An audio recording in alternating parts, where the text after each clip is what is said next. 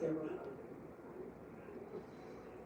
of Shakira and her lover, Shakira's fellow full-time deputies created Operation Take a Stand, a new organization system that helps police prioritize victims of domestic violence.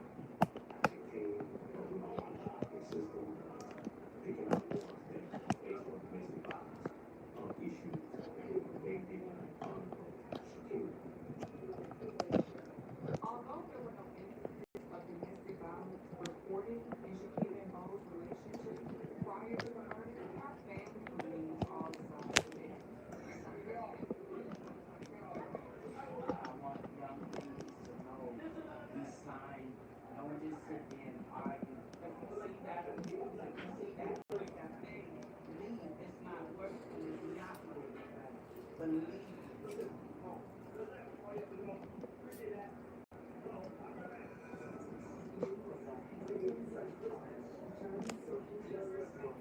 He had since hold daughters. He was very active in the LGBTQ community of Kansas City. He is a great person, and everyone loves him. So when everyone gets to him, she's soon, and all of her community is desperate for answers. His cell phone was gone. He was so complained. He was the most Hey everybody, how's you come in? I'm gonna be watching the debate. You're welcome to watch it with me. But I need to get some things situated before I can get comfortable. I'll turn it on for all the Restaurant bread, stale policies, no cheddar. Cheddar Bay 2024 is here to clean up the crumbs. Come in now for a chance to win 4 years of free Red Lobster, because one bite can unite all parties, at least for dinner.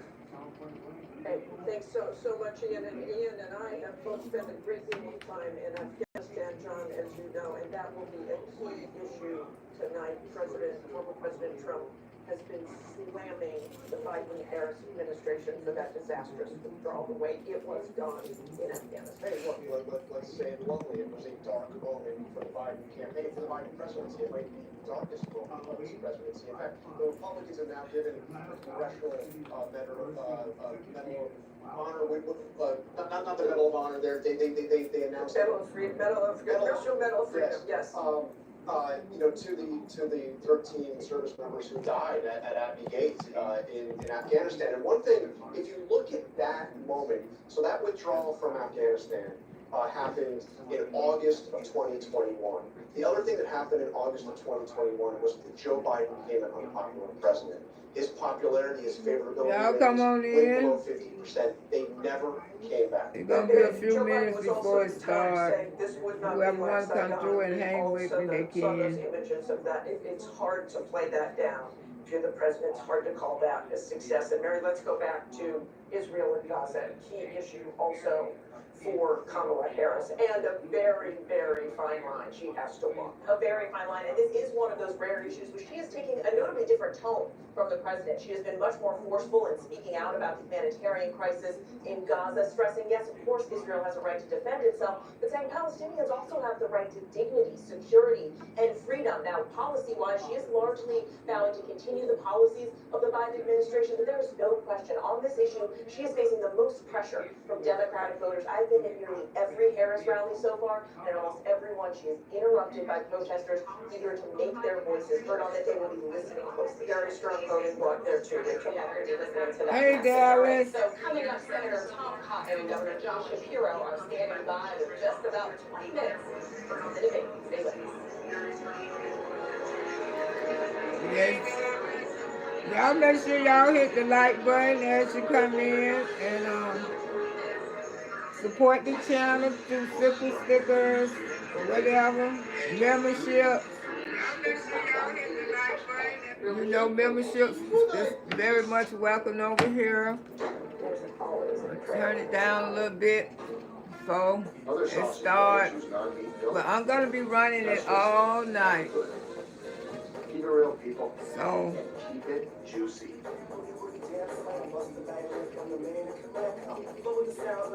Restaurant bread, stale policies, no So cheddar. just give us a like, and I hope everybody enjoy this debate. I'm gonna be chiming in on it.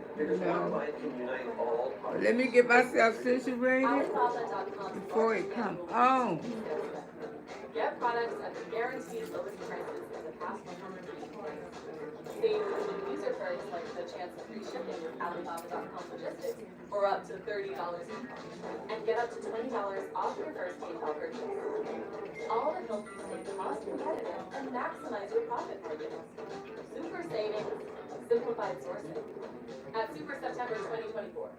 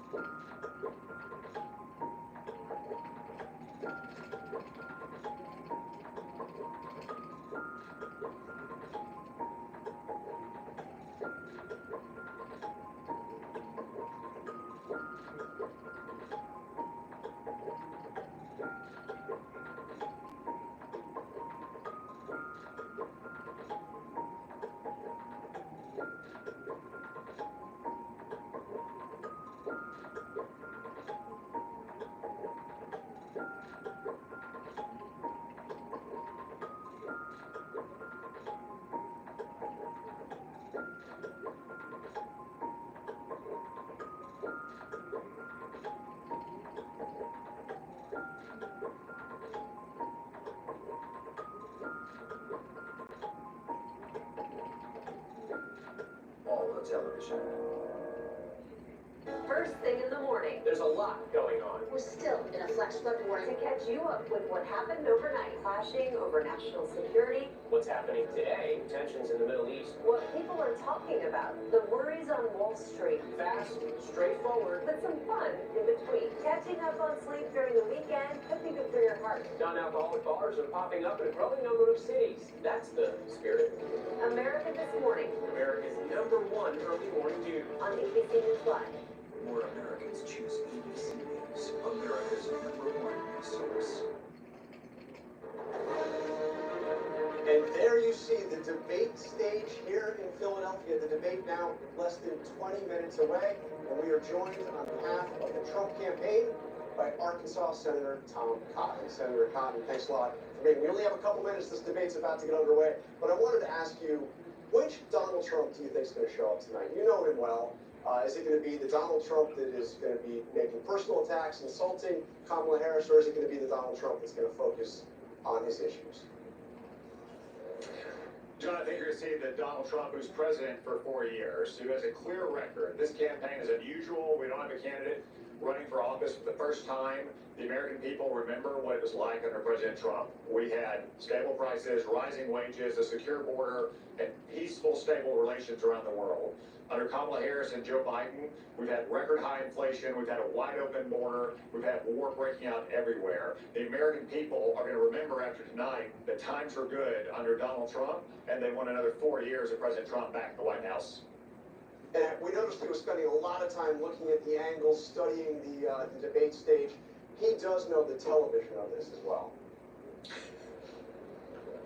Well, he does, but I think the style and the debate stage and the lighting and all that is going to be secondary in the minds of most voters, especially those trying to make up their minds to what they hear from the two candidates about their record. People remember that with Donald Trump, they had good times. They had rising wages. They had stable prices. We had peace and stability. Let me try this, Kamala y'all. Harris, a dangerous San Francisco liberal, and Joe Biden in the White House, we've had Let none me of that. speak So I to think it's gonna be a everybody. clear contrast between between President Coming Trump in. and Kamala Harris tonight, and the American people, starting tonight, Let me over the see next how 8 this weeks, will are work. going to make the decision if they want President Trump back in the White House. All right, there's Senator Cotton with one side of this debate, very sharply worded. Mary, the other side. For the other side now, Pennsylvania Governor Josh Shapiro joins us, of course, a key surrogate for the Harris campaign. You heard Senator Cotton there. He says that voters know who Donald Trump is. You've seen the polling. A large slice of voters say they simply don't know enough about the vice president. Is this her last best chance to reach out to those critical voters, show them who she really is, what she stands for? Look, I'm not sure what world Senator Cotton was living in, but when Donald Trump was in charge, the only thing we had more of in this country was more chaos. I think under Kamala Harris, you're going to see someone who's compassionate, who cares deeply about the welfare of all Americans, no matter what they look like, where they come from, who they love, who they pray to. An economic message that lifts people up instead of shutting out the middle class. I expect you'll see Kamala Harris speak not only about her strong track record, but her strong vision for the nation and prosecute the case effectively against Donald Trump tonight. You mentioned the case against Trump. What about Joe Biden? You know, how does she go about building off of their record, but making clear to voters who are concerned that she won't just be Biden 2.0? Well, serving as Joe Biden's vice president made her fit and ready to serve on day one. I think it's important that we examine Kamala Harris's positions, her vision, the things she wants to do for this nation. Elections are about the future, and Kamala Harris's vision for the future is a stark contrast to the dangerous vision of the future that Donald Trump has, one of less freedom and more chaos under Donald Trump. We will see how it unfolds on the debate stage. Governor Shapiro, thank you so much. All right, so we've talked to surrogates from both campaigns. Coming up, we're going to talk to somebody who has both debated Donald Trump and helped him prepare for big debates. With tonight's showdown less than 14 minutes away.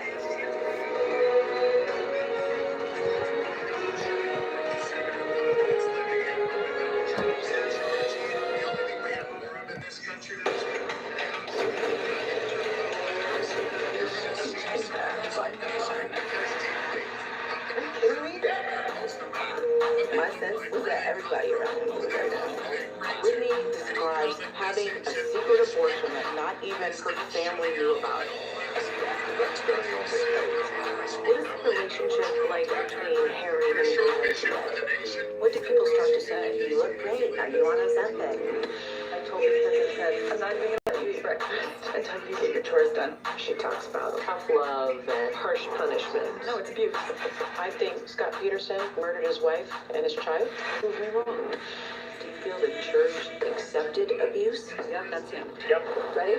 Does your church protect sexual predators? The most watched season yet. Fabulous. It's a bit erratic, a bit exciting. You have no idea. Impacted by Midnight.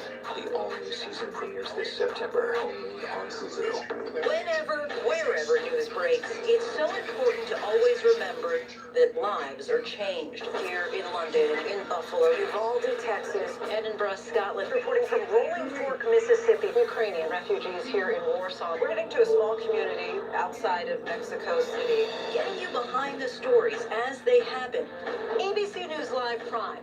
We'll take you there. Stream ABC News Live weeknights wherever you stream your news. Only on ABC News Live.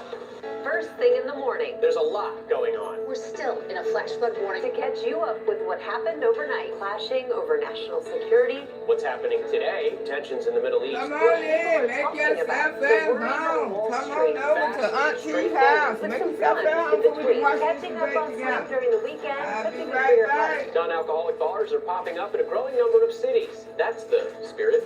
America This Morning America's #1 early morning news. on ABC News Live. If you were coming of age in the 1980s, the Brat Pack was near the center of your cultural awareness. But for those of us experiencing it from the inside, the Brat Pack was something very different. The critics agree. Hated the Brat Pack. What a disaster. Why did we take it as an offense? I'm not going to say we're Beatles or anything. Well, we didn't sell Shea Stadium. 1985? I think we could. Betrayal is one of the hardest types of trauma to overcome. This is her light shining on. Everything felt right. All all of a sudden, I found this hidden folder. I opened it. I don't think I can say that. I'm sorry. It's shocking. My stomach just dropped. He just really didn't think I had it in me to do something. So, I did. Betrayal, A Father's Secret, the all-new season on Hulu. More Americans choose ABC News, America's #1 news source. Here's to Good Mornings in America. Mornings that inspire, filled with hope, kindness, joyous surprises, and so much fun. Start your day with Good Morning America's Ray of Sunshine, highlighting the best of America. Get ready to smile and put the good into your morning, America. You know what will make the morning better? A little ray of sunshine. Reporting from the 2024 Democratic National Convention in Chicago, I'm Kira Phillips. Wherever the story is, we'll take you there. You're streaming ABC News Live. Welcome back. If you're just joining us, I'm Martha Raddatz. We're live from Philadelphia at the National Constitution Center, the site of tonight's debate, now about 10 minutes away. And I'm Jonathan Carl here with Mary Bruce and Rachel Scott. The candidates are just off the stage, ready to walk out. They are in their hold rooms, just minutes from making that walk. Martha, you have been backstage at this moment. What's it like? Well, it's stressful, but it's also that time you just say, this is go time. You get in your zone. I'm sure the nominees, the candidates right now are thinking the same thing. They've studied. They're going to go out. Open the curtain. All right, well then let's bring somebody in who has been there both debating Donald Trump and helping him prepare for general election debates, the former governor of New Jersey, Chris Christie. So Chris, you've helped prepare Trump for this moment several times. He says he doesn't prepare, but he actually does. Bring us into that room right now. What's going on with Donald Trump? Well, look, at this point, he's in the worst hour of his prep, because you just have to sit there and wait for the time to come, and they make you get there early, and so he's there. He's not really being spoken to. You know, a little small talk here and there, but nobody's trying to give him any kind of clues. So let me ask you the question. Let me ask you the question I tried to ask Tom Cotton. He didn't exactly give me an answer, but you will. Which Trump is going to show up tonight? You know what I mean by that. Which Trump? I think at the beginning of the debate, the Trump who will show up will be the calmer Donald Trump. He knows inherently after the 2020 first debate against Joe Biden that the other Donald Trump is not the one that's a winning formula. The question's going to be, will he be able to continue to maintain that approach through questioning by David and Lindsay and through any comments that Vice President Harris makes in his direction? And that'll be the key to how he performs tonight.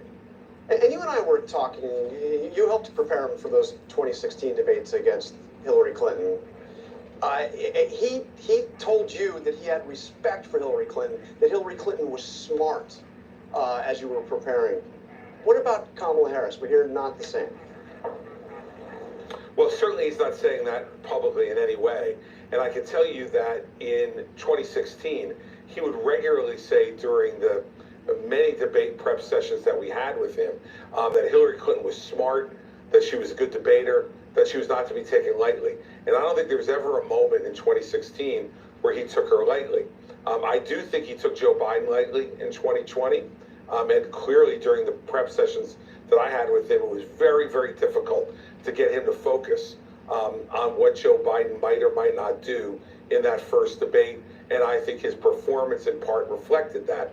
So the question's going to be, is what he's saying publicly what he really believes? We know that often with Donald Trump, that's a performance. But I will tell you that in his 2016 prep, he was serious about getting ready for Hillary Clinton. In his 2020 debate prep, he was completely unserious about getting ready for Joe Biden. I think performances in both those debates reflected that approach.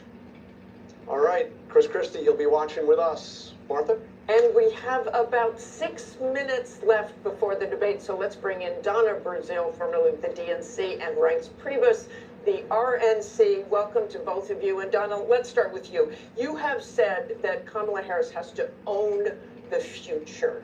but she also has to own the past. So how does she do this? It's quite easy.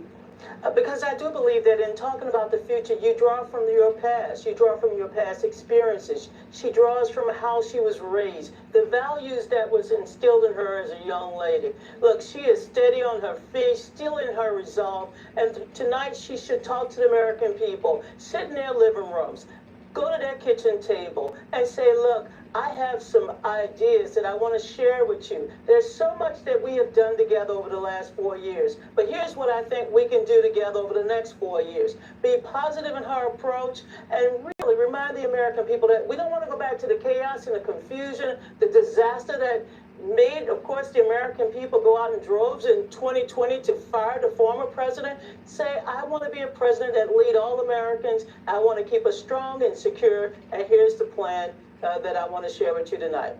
And Donna, I of course meant Biden. She has to own up to the Biden administration's any mistakes they made too, and Donald Trump is going to go after her on that.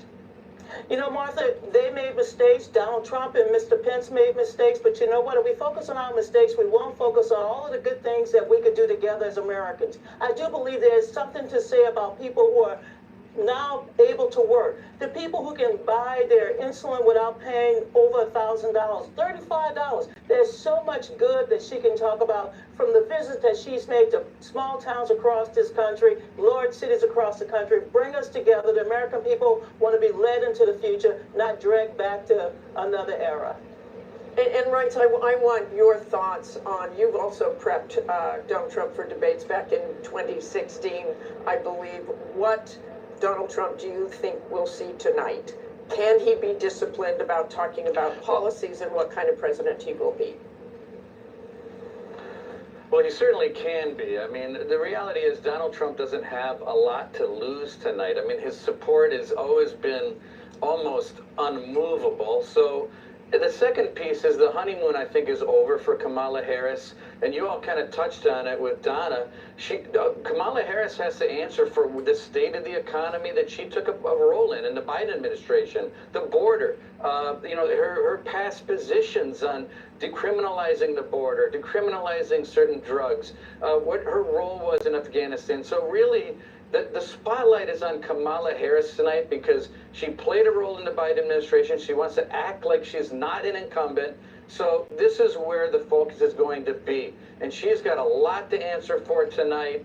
And I think that's where Donald Trump's focus will be and where it actually should be tonight. Well, one of the things he wants to do is have female voters look at him. How does he attract female voters after saying things about Kamala Harris? And we'll see how he pronounces that tonight. Things he said about Kamala Harris, that she's dumb as a rock. That's not really going to attract female voters, is it? Yeah, no, it won't. But I also think that just like he did in the first debate against Joe Biden, I think the formula here is to constantly tie Kamala Harris to the Biden administration, which is where Trump is winning against her on the economy, inflation, and all these other problems that we're having, and then sit back and let her talk. Let her explain herself, her past positions, current positions. How does she feel about how Biden has done on the economy? How does she feel about the border? Well, then turn it over and let her talk. Okay, thanks so much for joining us tonight, Donna and Reince. We're all staying tuned. Can't wait. And I have to say, as we are just a couple of less than 2 minutes away, this is such an extraordinary moment, and especially, Rachel, when you consider that these two people that have been the center of our lives for the last 2 months have never met each other. Have never even met each other. And Harris said, if you got something to say it to my face. The question tonight, does Donald Trump actually go there? He's questioned her racial identity, he's questioned her intelligence as well, or does he stick to the issues? Look, this is the largest audience they're likely going to have in this race. It will be interesting to see if Harris can make clear the stark choice before voters. And where does she decide to land her punches? She can punch hard. Can she do that while rising above the needling coming her way? But first and foremost, are we going to see a handshake when the two of them meet for the first time? We didn't back in 2016 when I did that debate. We'll stand by to see that tonight. But the first time, side to side, together. And I have my doubts that we're going to see that handshake, but what we are going to see is a spirited debate, and perhaps the most consequential general election debate we have ever seen, because almost certainly it's going to be the last one. So with the stakes so high, the presidential debate just moments away, we have the entire news division keeping an eye on everything. We are going to be fact-checking on our live blog. It's all going to be happening right here. The debate now just 10 seconds away, and we will be back with our post-game show as soon as it's over. We are going to toss it right now to David Muir. Tonight, the high-stakes showdown here in Philadelphia between Vice President Kamala Harris and former President Donald Trump. Their first face-to-face meeting in this presidential election, their first face-to-face meeting ever. A historic race for president upended just weeks ago. President Biden withdrawing after his last debate. Donald Trump now up against a new opponent. The candidates separated by the smallest of margins, essentially tied in the polls nationally and in the key battlegrounds, including right here in Pennsylvania, all still very much in play. The ABC News presidential debate starts right now. This is an ABC News special, the most consequential moment of this campaign. Kamala Harris. Together, we will chart a new way forward. Donald Trump. We will soon be a great nation again. Face to face. Historic. The ABC News presidential debate. Here now, David Muir and Lindsay Davis. Good evening, I'm David Muir, and thank you for joining us for tonight's ABC News presidential debate. We want to welcome viewers watching on ABC and around the world tonight. Vice President Kamala Harris and President Donald Trump are just moments away from taking the stage in this unprecedented race for president. And I'm Lindsay Davis. Tonight's meeting could be the most consequential event of their campaigns, with Election Day now less than 2 months away. For Vice President Kamala Harris, this is her first debate since President Biden withdrew from the race on July 21st. Of course, that decision followed his debate against President Donald Trump in June. Since then, this race has taken on an entirely new dynamic. And that brings us to the rules of tonight's debate. 90 minutes with 2 commercial breaks. No topics or questions have been shared with the campaigns. The candidates will have 2 minutes to answer questions, and this is the clock. That's what they'll be seeing. 2 minutes for rebuttals and 1 minute for follow-ups, clarifications, or responses. Their microphones will only be turned on when it's their turn to speak. No pre-written notes allowed. There is no audience here tonight in this hall at the National Constitution Center. This is an intimate setting for 2 candidates who have never met. President Trump won the coin toss. He chose to deliver the final closing statement of the evening. Vice President Harris selected the podium to the right. So let's now welcome the candidates to the stage. Vice President Kamala Harris and President Donald Trump.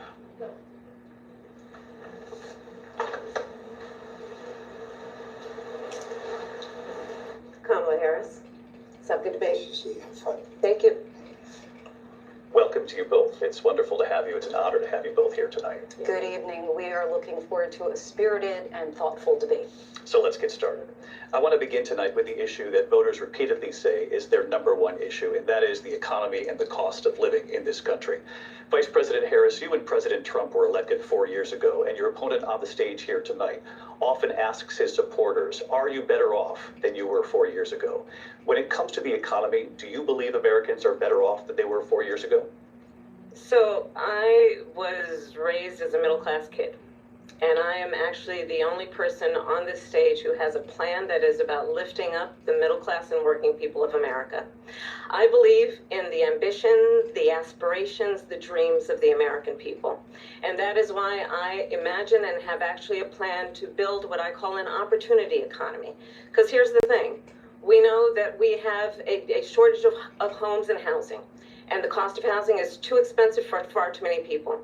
We know that young families need support to raise their children, and I intend on extending a tax cut for those families of $6,000, which is the largest child tax credit that we have given in a long time, so that those young families can afford to buy a crib, buy a car seat, buy clothes for their children. My passion, one of them, is small businesses. My mother raised my sister and me, but there was a woman who helped raise us. We call her our second mother. She was a small business owner. I love our small businesses. My plan is to give a $50,000 tax deduction to start up small businesses, knowing they are part of the backbone of America's economy.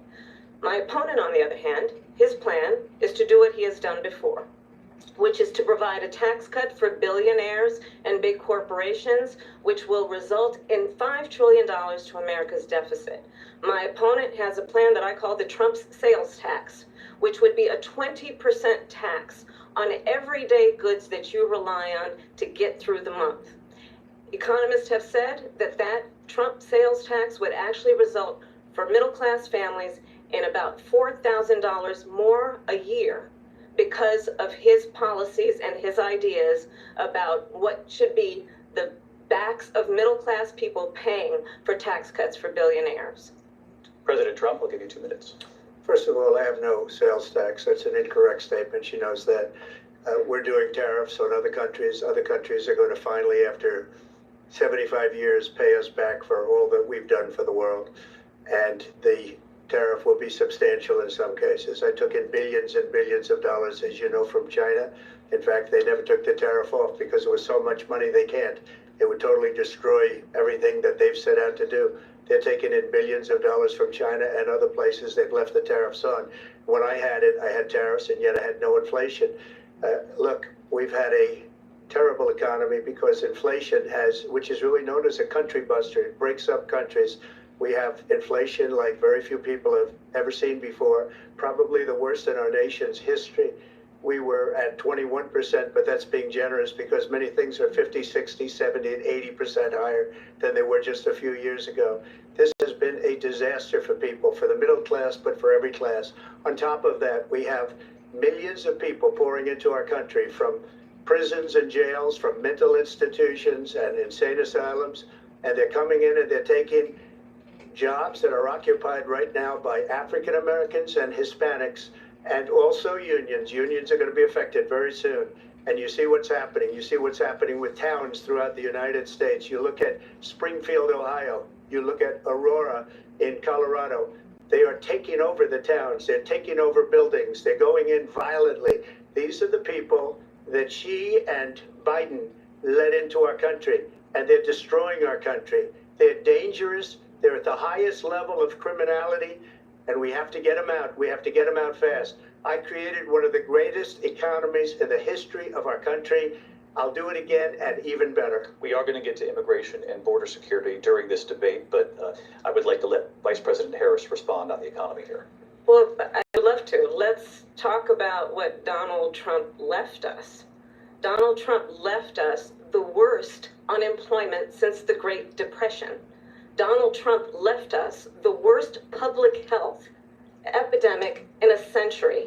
Donald Trump left us the worst attack on our democracy since the Civil War. And what we have done is clean up Donald Trump's mess. What we have done and what I intend to do is build on what we know are the aspirations and the hopes of the American people. But I'm going to tell you all in this debate tonight, you're going to hear from the same old tired playbook, a bunch of lies, grievances, and name-calling. What you're going to hear tonight is a detailed and dangerous plan called Project 2025 that the former president intends on implementing if he were elected again. I believe very strongly that the American people want a president who understands the importance of bringing us together, knowing we have so much more in common than what separates us. And I pledge to you to be a president for all Americans. President Trump, will give you a minute here to respond. Number one, I have nothing to do, as you know, and as she knows better than anyone, I have nothing to do with Project 2025. That's out there. I haven't read it. I don't want to read it purposely. I'm not going to read it. This was a group of people that got together. They came up with some ideas, I guess some good, some bad, but it makes no difference. I have nothing to do. Everybody knows I'm an open book. Everybody knows what I'm going to do. Cut taxes very substantially and create a great economy like I did before. We had the greatest economy. We got hit with the pandemic. And the pandemic was not since 1917, where 100 million people died, has there been anything like it. We did a phenomenal job with the pandemic. We handed them over a country where the economy and where the stock market was higher than it was before the pandemic came in. Nobody's ever seen anything like it. We made ventilators for the entire world. We got gowns, we got masks, we did things that nobody thought possible. And people give me credit for rebuilding the military. They give me credit for a lot of things, but not enough credit for the great job we did with the pandemic. But the only jobs they got were bounce back jobs. These were jobs bounce back, and it bounced back, and it went to their benefit. But I was the one that created them. They know it, and so does everybody else. Vice President Harris, I'll let you respond. So, Donald Trump has no plan for you. And when you look at his economic plan, it's all about tax breaks for the richest people. I am offering what I describe as an opportunity economy, and the best economists in our country, if not the world, have reviewed our relative plans for the future of America. What Goldman Sachs has said is that Donald Trump's plan would make the economy worse, mine would strengthen the economy. What the Wharton School has said is Donald Trump's plan would actually explode the deficit. 16 Nobel laureates have described his economic plan as something that would increase inflation and by the middle of next year would invite a recession. You just have to look at where we are and where we stand on the issues. And I'd invite you to know that Donald Trump actually has no plan for you because he is more interested in defending himself than he is in looking out for you. It's just a soundbite to hear what that to say. Look, I went to the Wharton School of Finance, and many of those professors, the top professors, think my plan is a brilliant plan. It's a great plan. It's a plan that's going to bring up our worth, our value as a country. It's going to make people want to be able to go and work and create jobs and create a lot of good, solid money for our country. And just to finish off, she doesn't have a plan. She copied Biden's plan, and it's like 4 sentences, like run, spot, run. 4 sentences that are just, oh, we'll try and lower taxes. She doesn't have a plan. Take a look at her plan. She doesn't have a plan. Mr. President, I do want to drill down on something you both brought up. The Vice President brought up your tariffs. You responded, and let's drill down on this, because your plan is what she calls is essentially a national sales tax. Your proposal calls for tariffs, as you pointed out here, on foreign imports across the board. You recently said that you might double your plan, imposing tariffs up to 20% on goods coming into this country. As you know, many economists say that with tariffs at that level, costs are then passed on to the consumer. Vice President Harris has argued it'll mean higher prices on gas, food, clothing, medication, arguing it costs the typical family nearly $4,000 a year. Do you believe Americans can afford higher prices because of tariffs? They're not going to have higher prices. What's going to have, and who's going to have higher prices, is China and all of the countries that have been ripping us off for years. I was the only president ever. China was paying us hundreds of billions of dollars, and so were other countries. And, you know, if she doesn't like them, they should have gone out and they should have immediately cut the tariffs. But those tariffs are there 3.5 years now under their administration. We are going to take in billions of dollars, hundreds of billions of dollars. I had no inflation, virtually no inflation. They had the highest inflation perhaps in the history of our country, because I've never seen a worse period of time. People can't go out and buy cereal or bacon or eggs or anything else. The people of our country are absolutely dying with what they've done. They've destroyed the economy. And all you have to do is look at a poll. The polls say 80 and 85 and even 90% that the Trump economy was great, that their economy was terrible. Vice President Harris, I do want to ask for your response, and you heard what the president said there, because the Biden administration did keep a number of the Trump tariffs in place. So how do you respond? Well, let's be clear that the Trump administration resulted in a trade deficit, one of the highest we've ever seen in the history of America. He invited trade wars. You want to talk about his deal with China? What he ended up doing is, under Donald Trump's presidency, he ended up selling American chips to China to help them improve and modernize their military, basically sold us out, when a policy about China should be in making sure the United States of America wins the competition for the 21st century, which means focusing on the details of what that requires, focusing on relationships with our allies, focusing on investing in American-based technology so that we win the race on AI, on quantum computing, focusing on what we need to do to support America's workforce so that we don't end up having on the short end of the stick in terms of workers' rights. But what Donald Trump did, let's talk about this, with COVID, is he actually thanked President Xi for what he did during COVID. Look at his tweet. Thank you, President Xi, exclamation point. when we know that she was responsible for lacking and not giving us transparency about the origins of COVID? President Trump, I'll let you respond. First of all, they bought their chips from Taiwan. We hardly make chips anymore because of philosophies like they have and policies like they have. I don't say her because she has no policy. Everything that she believed 3 years ago and 4 years ago is out the window. She's going to my philosophy now. In fact, I was going to send her a MAGA hat. She's gone to my philosophy. But if she ever got elected, she'd change it. And it will be the end of our country. She's a Marxist. Everybody knows she's a Marxist. Her father's a Marxist professor in economics, and he taught her well.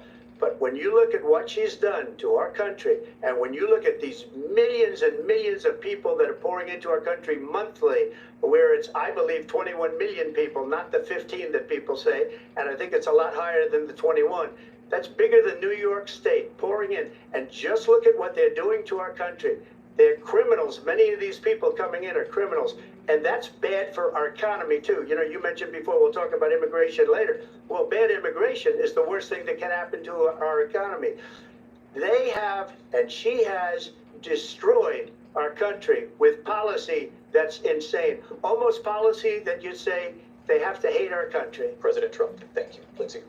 I want to turn to the issue of abortion. President Trump, you often touted that you were able to kill Roe v. Wade. Last year, you said that you were proud to be the most pro-life president in American history. Then last month, you said that your administration would be great for women and their reproductive rights. In your home state of Florida, you surprised many with regard to your 6-week abortion ban because you initially had said that it was too short. And you said, quote, I'm going to be voting that we need more than 6 weeks. But then the very next day, you reversed course and said you would vote to support the 6-week ban. Vice President Harris says that women shouldn't trust you on the issue of abortion because you've changed your position so many times. Therefore, why should they trust you? Well, the reason I'm doing that vote is because the plan is, as you know, the vote is, they have abortion in the 9th month.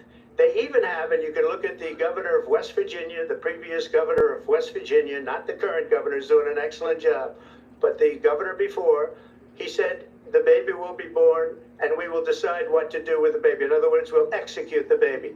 And that's why I did that, because that predominates, because they're radical. The Democrats are radical in that. And her vice presidential pick, which I think was a horrible pick, by the way, for our country, because he is really out of it.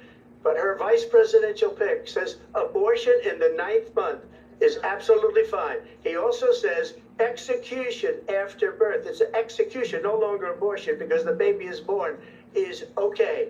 And that's not okay with me, hence the vote. But what I did is something for 52 years, they've been trying to get Roe v. Wade into the states. And through the genius and heart and strength of 6 Supreme Court justices, we were able to do that. Now, I believe in the exceptions for rape, incest, and life of the mother. I believe strongly in it. Ronald Reagan did also. 85% of Republicans do. Exceptions. Very important. But we were able to get it, and now states are voting on it. And for the first time, you're going to see, look, this is an issue that's torn our country apart for 52 years. Every legal scholar, every Democrat, every Republican, liberal, conservative, they all wanted this issue to be brought back to the states where the people could vote. And that's what happened. And now, Ohio, the vote was somewhat liberal. Kansas, the vote was somewhat liberal, much more liberal than people would have thought. But each individual state is voting. It's the vote of the people now. It's not tied up in the federal government. I did a great service in doing it. It took courage to do it. And the Supreme Court had great courage in doing it. And I give tremendous credit to those 6 justices. There is no state in this country where it is legal to kill a baby after it's born. Madam Vice President, I want to get your response to President Trump. Well, as I said, you're going to hear a bunch of lies, and that's not actually a surprising fact. Let's understand how we got here. Donald Trump hand-selected 3 members of the United States Supreme Court with the intention that they would undo the protections of Roe v. Wade. And they did exactly as he intended. And now in over 20 states, there are Trump abortion bans, which make it criminal for a doctor or nurse to provide health care. In one state, it provides prison for life. Trump abortion bans that make no exception even for rape and incest, which understand what that means. A survivor of a crime of violation to their body does not have the right to make a decision about what happens to their body next. That is immoral. And one does not have to abandon their faith or deeply held beliefs to agree. The government, and Donald Trump certainly, should not be telling a woman what to do with her body. I have talked with women around our country. You want to talk about this is what people wanted? Pregnant women who want to carry a pregnancy to term, suffering from a miscarriage, being denied care in an emergency room because the healthcare providers are afraid they might go to jail, and she's bleeding out in a car in the parking lot. She didn't want that. Her husband didn't want that.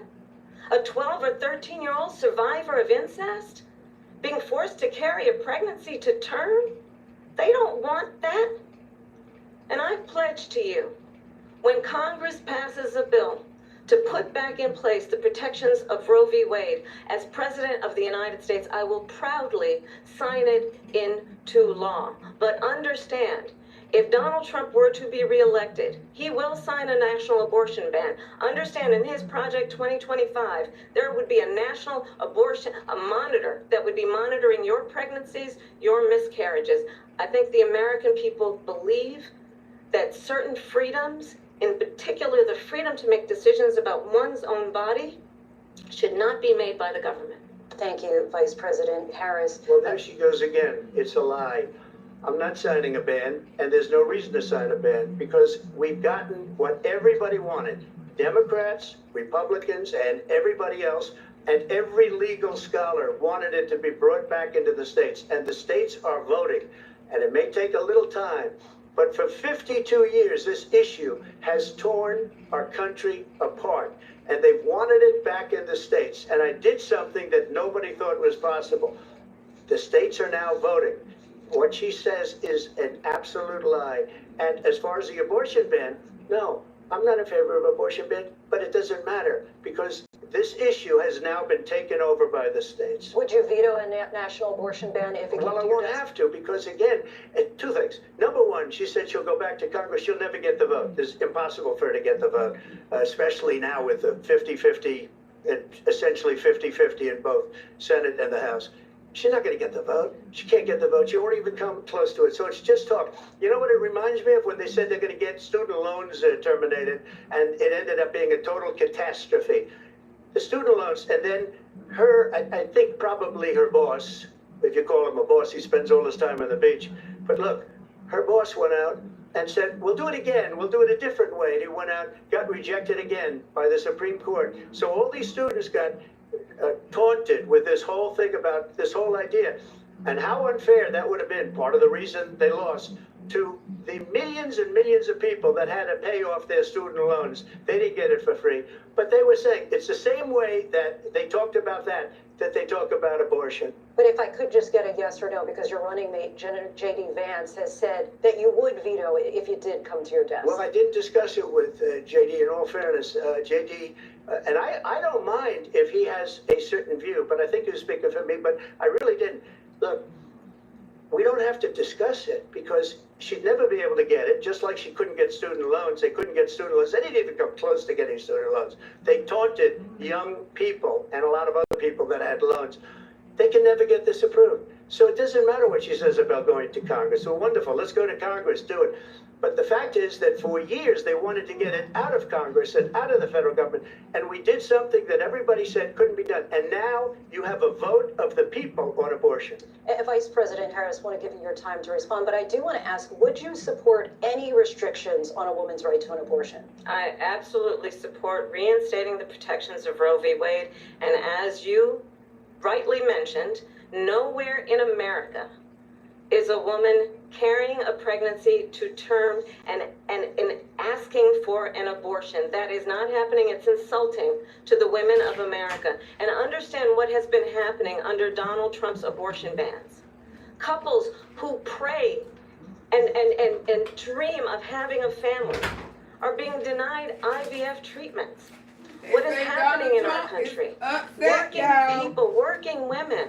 They say Donald Trump ain't talking to nobody. who can barely afford childcare as it is, have to travel to another state to get on a plane sitting next to strangers to go and get the health care she needs.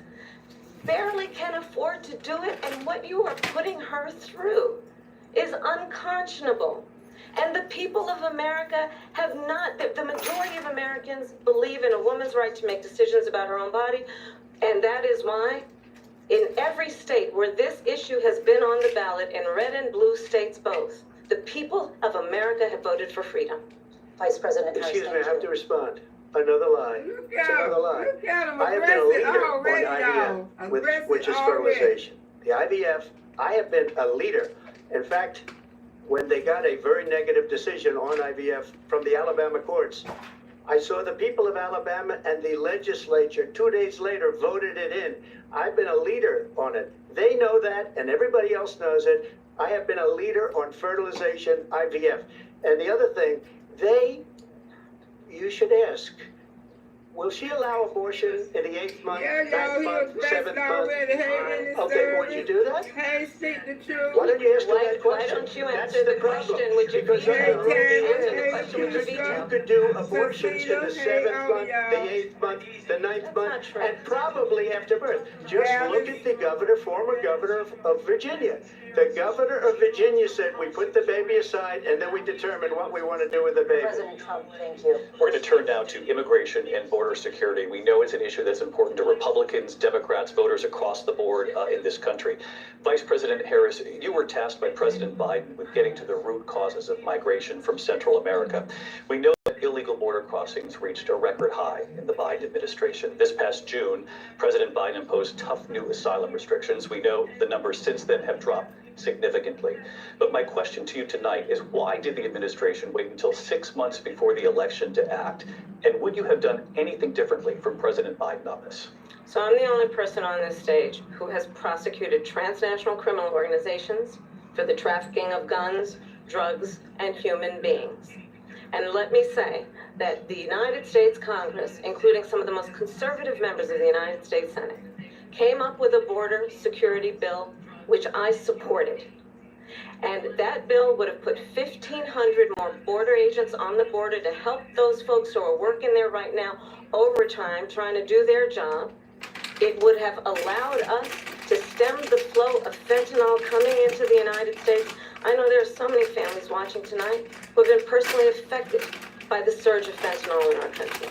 That bill would have put more resources to allow us to prosecute transnational criminal organizations for trafficking in guns, drugs, and human beings. But you know what happened to that bill? Donald Trump got on the phone, called up some folks in Congress, and said, kill the bill. And you know why? Because he'd prefer to run on a problem instead of fixing a problem. And understand, this comes at a time where the people of our country actually need a leader who engages in solutions, who actually addresses the problems at hand. But what we have in the former president is someone who would prefer to run on a problem instead of fixing a problem. And I'll tell you something, he's going to talk about immigration a lot tonight, even when it's not the subject that is being raised. And I'm going to actually do something really unusual, and I'm going to invite you to attend one of Donald Trump's rallies, because it's a really interesting thing to watch. You will see during the course of his rallies, he talks about fictional characters like Hannibal Lecter. He will talk about windmills cause cancer. And what you will also notice is that people start leaving his rallies early out of exhaustion and boredom. And I will tell you, the one thing you will not hear him talk about is you. You will not hear him talk about your needs, your dreams, and your desires. And I'll tell you, I believe you deserve a president who actually puts you first, and I pledge to you that I will. Vice President Harris, thank you. President Trump, on that point, I want to get your response. Well, I would like to respond. Let me just ask, though, why did you try to kill that bill, and successfully so, that would have put thousands of additional agents and officers on the board? First, let me respond as to the rallies. She said people start leaving. People don't go to her rallies. There's no reason to go.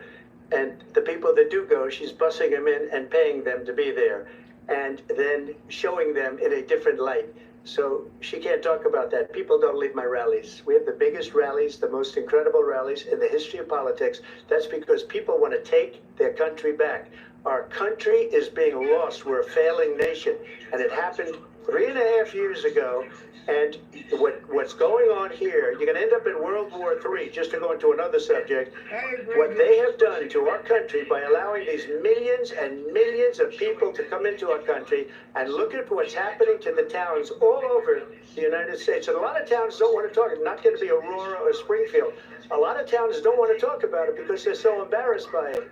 In Springfield, they're eating the dogs, the people that came in. They're eating the cats. They're eating the pets of the people that live there. And this is what's happening in our country, and it's a shame. As far as rallies are concerned, as far as the reason they go is they like what I say. They want to bring our country back. They want to make America great again. It's a very simple phrase, make America great again. She's destroying this country, and if she becomes president, this country doesn't have a chance of success. Not only success, we'll end up being Venezuela on steroids.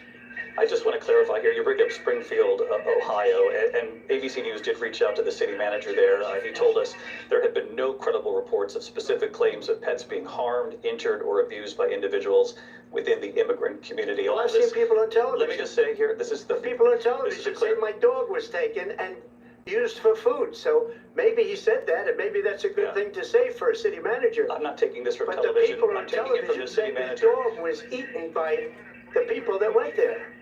Again, the Springfield city manager says there's no evidence of that. Vice President Harris, out. I'll let you respond to the rest of what you've heard. You talk about extreme.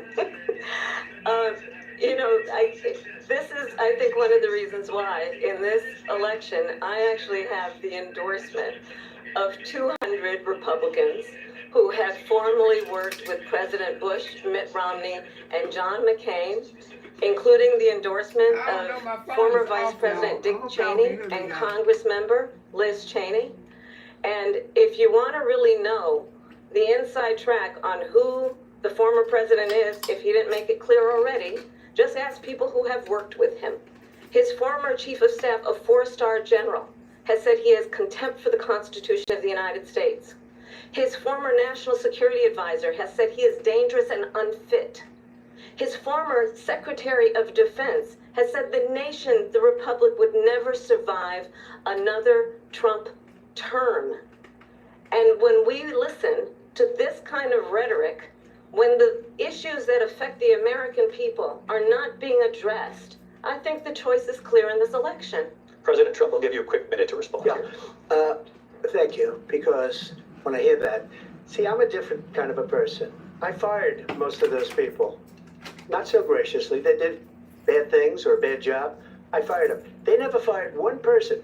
They didn't fire anybody having to do with Afghanistan and the Taliban and the 13 people whose were just killed, viciously and violently killed. And I got to know the parents and the family. They didn't fire. They should have fired all those generals, all those top people, because that was one of the most incompetently handled situations anybody has ever seen. So when somebody does a bad job, I fire him. And you take a guy like Esper, he was no good, I fired him, so he writes a book. Another one writes a book, because with me they can write books, with nobody else can they.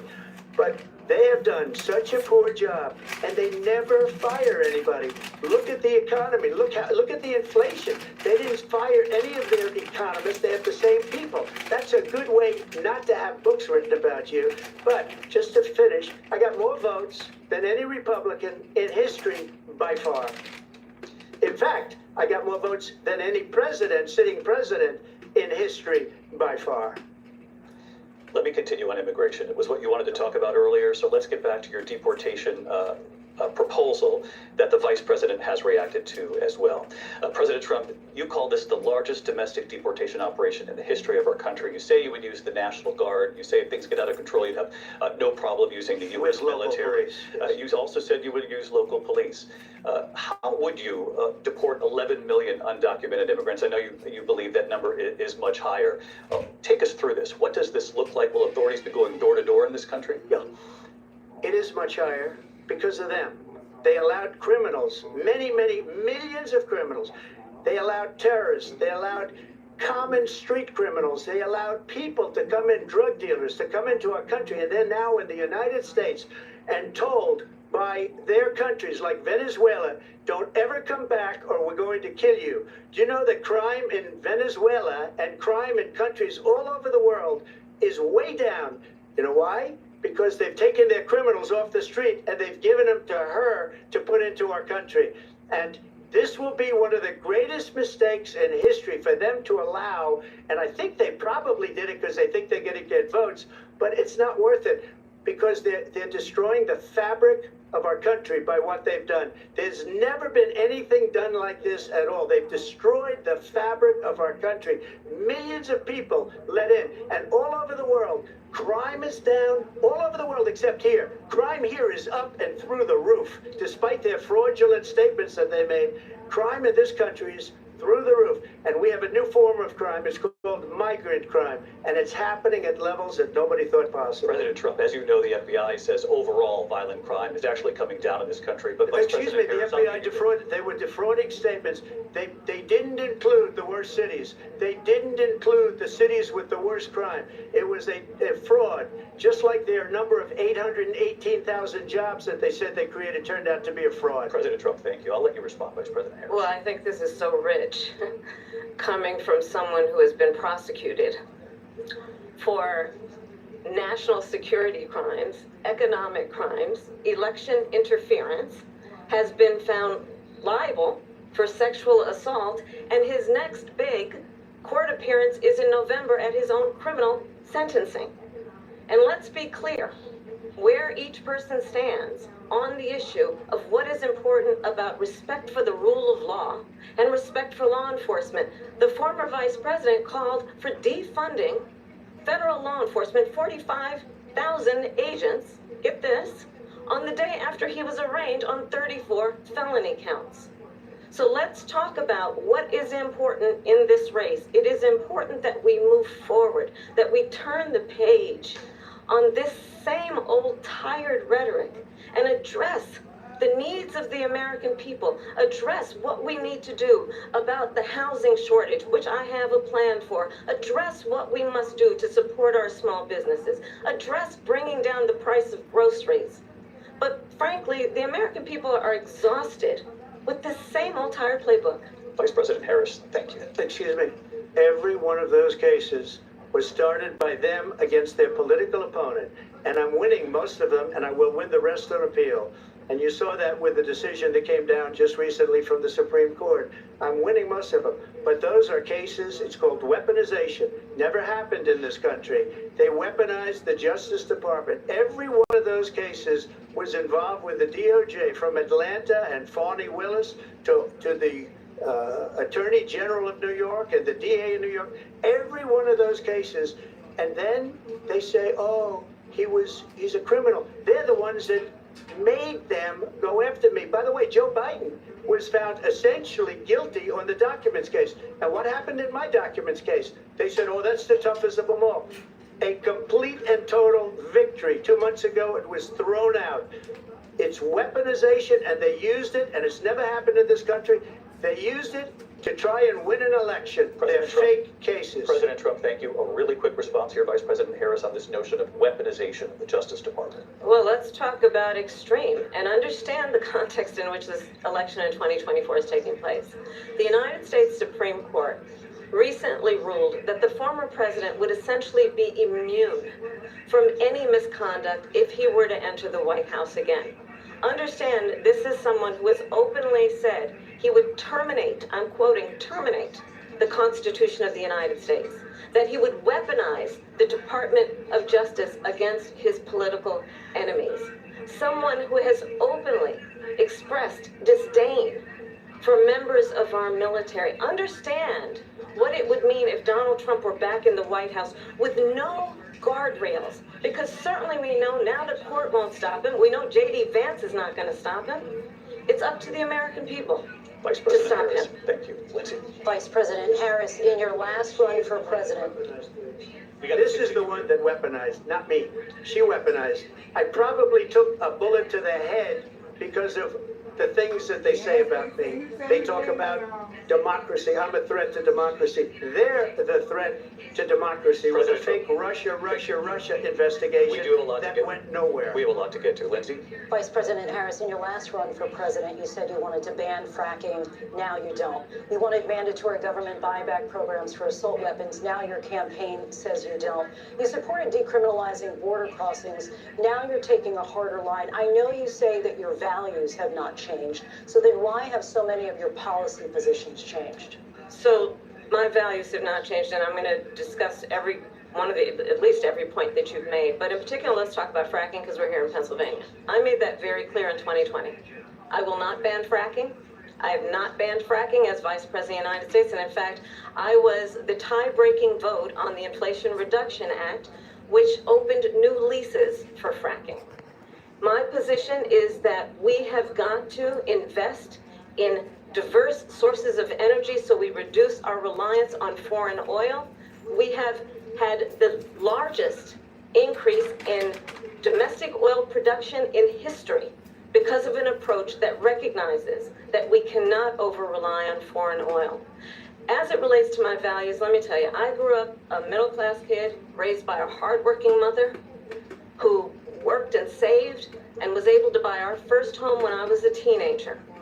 The values I bring to the importance of home ownership, knowing not everybody got handed $400 million on a silver platter and then filed bankruptcy 6 times, is a value that I bring to my work to say we are going to work with the private sector and home builders to increase 3 million homes, increase by 3 million homes by the end of my first term. My work that is related to having a friend when I was in high school who was sexually assaulted by her stepfather. And my focus then on protecting women and children from violent crime is based on a value that is deeply grounded in the importance of standing up for those who are most vulnerable. My work that is about protecting Social Security and Medicare is based on long-standing work that I have done, protecting seniors from scams. My values have not changed. And what is important is that there is a president who actually brings values and a perspective that is about lifting people up and not beating people down and name-calling. The true measure of the leader is the leader who actually understands the strength is not in beating people down, it's in lifting people up. I intend to be that president.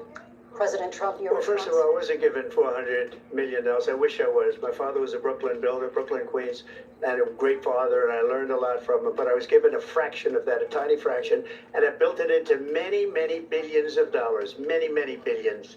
And when people see it, they are even surprised. So we don't have to talk about that. Fracking, she's been against it for 12 years. Defund the police, she's been against that forever. She gave all that stuff up very wrongly, very horribly, and everybody's laughing at it, okay? They're all laughing at it. She gave up at least 12 and probably 14 or 15 different policies. Like, she was big on defund the police. In Minnesota, she went out, wait a minute, I'm talking now. If you don't mind, please. Does that sound familiar? She went out in Minnesota and wanted to let criminals that killed people, that burned down Minneapolis, she went out and raised money to get them out of jail. She did things that nobody would ever think of. Now she wants to do transgender operations on illegal aliens that are in prison. This is a radical left liberal that would do this. She wants to confiscate your guns, and she will never allow fracking in Pennsylvania. If she won the election, fracking in Pennsylvania will end on day one. Just to finish one thing, so important in my opinion. So I got the oil business going like nobody has ever done before. When they took over, they got rid of it, started getting rid of it, and the prices were going up the roof. They immediately let these guys go to where they were. I would have been 5 times, 4 times, 5 times higher, because you're talking about 3.5 years ago. They got it up to where I was because they had no choice, because the prices of energy were quadrupling and doubling. You saw what happened to gasoline. So they said, let's go back to Trump. But if she won the election, the day after that election, they'll go back to destroying our country, and oil will be dead, fossil fuel will be dead, we'll go back to windmills, and we'll go back to solar, where they need a whole desert to get some energy to come out. You ever see a solar plant? By the way, I'm a big fan of solar, but they take 400, 500 acres of desert President soil. Trump, we have a These lot are of not good issues things that for we the have to get to. environment that We're she out of time. understands. Thank you. Lindsay, thank you. We have an election in just 56 days. And I want to talk about the peaceful transfer of power, which, of course, we all know is a cornerstone of our democracy, and the role of a president in a moment of crisis. Mr. President, on January 6th, you told your supporters to march to the Capitol. You said you would be right there with them. The country and the world saw what played out at the Capitol that day, the officers coming under attack. Aides in the West Wing say you watched it unfold on television off the Oval Office. You did send out tweets, but it was more than 2 hours before you sent out that video message telling your supporters to go home.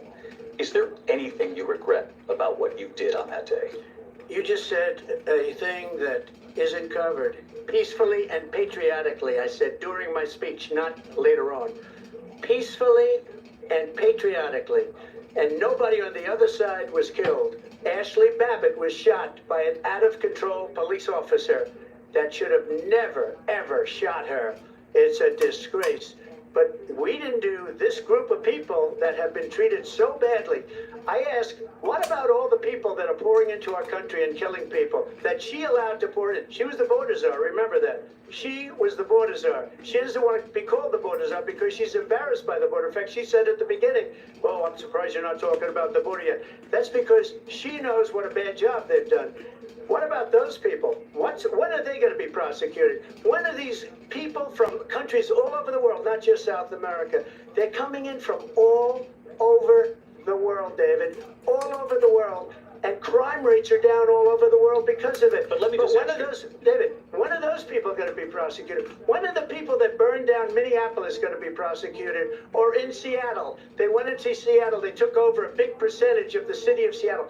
When are those people going to be prosecuted? But let me just ask you. You might ask her that question. You were the president. You were watching it unfold on television. It's a very simple question as we move forward toward another election. Is there anything you regret about what you did on that day? Yes, sir. I had nothing to do with that other than they asked me to make a speech. I showed up for a speech. I said, I think it's going to be big. I went to Nancy Pelosi and the mayor of Washington, D.C., and the mayor put it back in writing, as you know. I said, you know, this is going to be a very big rally or whatever you want to call it. And again, it wasn't done by me. It was done by others. I said, I'd like to give you 10,000 National Guard or soldiers. They rejected me. Nancy Pelosi rejected me. It was just 2 weeks ago. Her daughter has a tape of her saying she is fully responsible for what happened. They want to get rid of that tape. It would have never happened if Nancy Pelosi and the mayor of Washington did their jobs. I wasn't responsible for security. Nancy Pelosi was responsible. She didn't do her job. The question was about you as president, not about former Speaker Pelosi, but I do want Vice President Harris to respond here. I was at the Capitol on January 6th. I was the vice president-elect. I was also an acting senator. I was there. And on that day, the President of the United States incited a violent mob to attack our nation's capital, to desecrate our nation's capital. On that day, 140 law enforcement officers were injured, and some died. And understand, the former president has been indicted and impeached for exactly that reason. But this is not an isolated situation. Let's remember Charlottesville, where there was a mob of people carrying tiki torches, spewing anti-Semitic hate. And what did the president then at the time say? There were fine people on each side. Let's remember that when it came to the Proud Boys, a militia, the former president said, stand back and stand by. So for everyone watching who remembers what January 6th was, I say, we don't have to go back. Let's not go back. We're not going back. It's time to turn the page. And if that was a bridge too far for you, well, there is a place in our campaign for you to stand for country, to stand for our democracy, to stand for rule of law, and to end the chaos, and to end the approach that is about attacking the foundations of our democracy because you don't like the outcome. And be clear on that point. Donald Trump, the candidate, has said in this election there will be a bloodbath if this and the outcome of this election is not to his liking. Let's turn the page on this. Let's not go back. Let's chart a course for the future and not go backwards to the past. Let me just follow up here.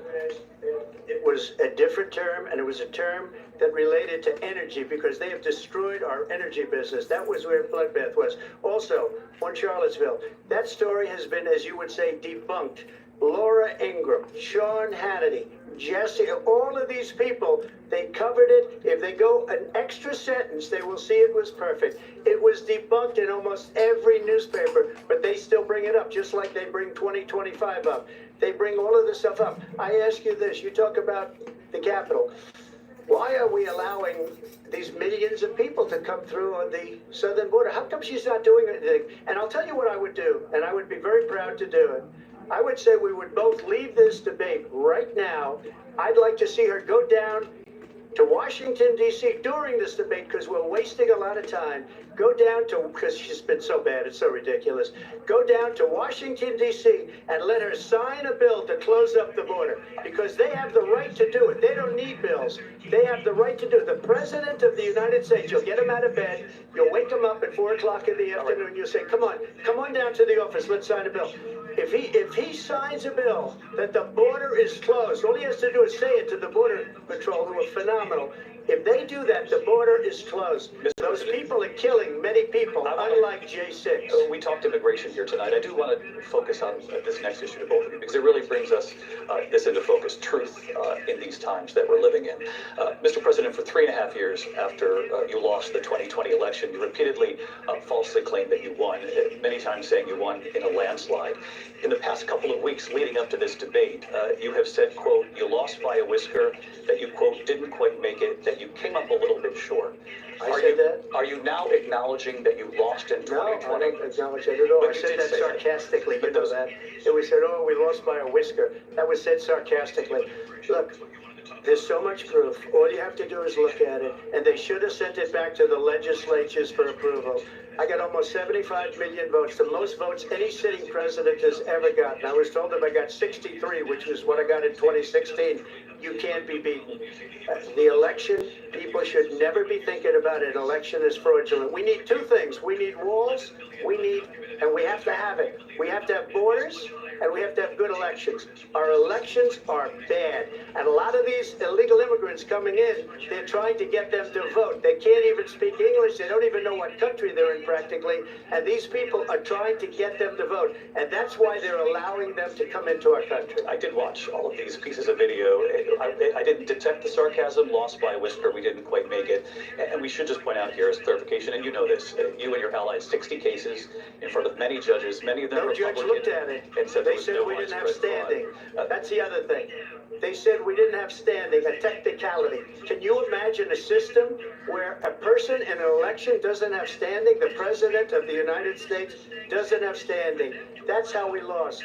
If you look at the facts, and I'd love to have you do a special on it, I'll show you Georgia, and I'll show you Wisconsin, and I'll show you Pennsylvania, and I'll show you. We have so many facts and statistics, but you know what? That doesn't matter. Because we have to solve the problem that we have right now. That's old news. And the problem that we have right now is we have a nation in decline, and they have put it into decline. We have a nation that is dying, David. Mr. President, thank you. Vice President Harris, you heard the president there tonight. He said he didn't say that he lost by whisker, so he still believes he did not lose the election. That was won by President Biden and yourself.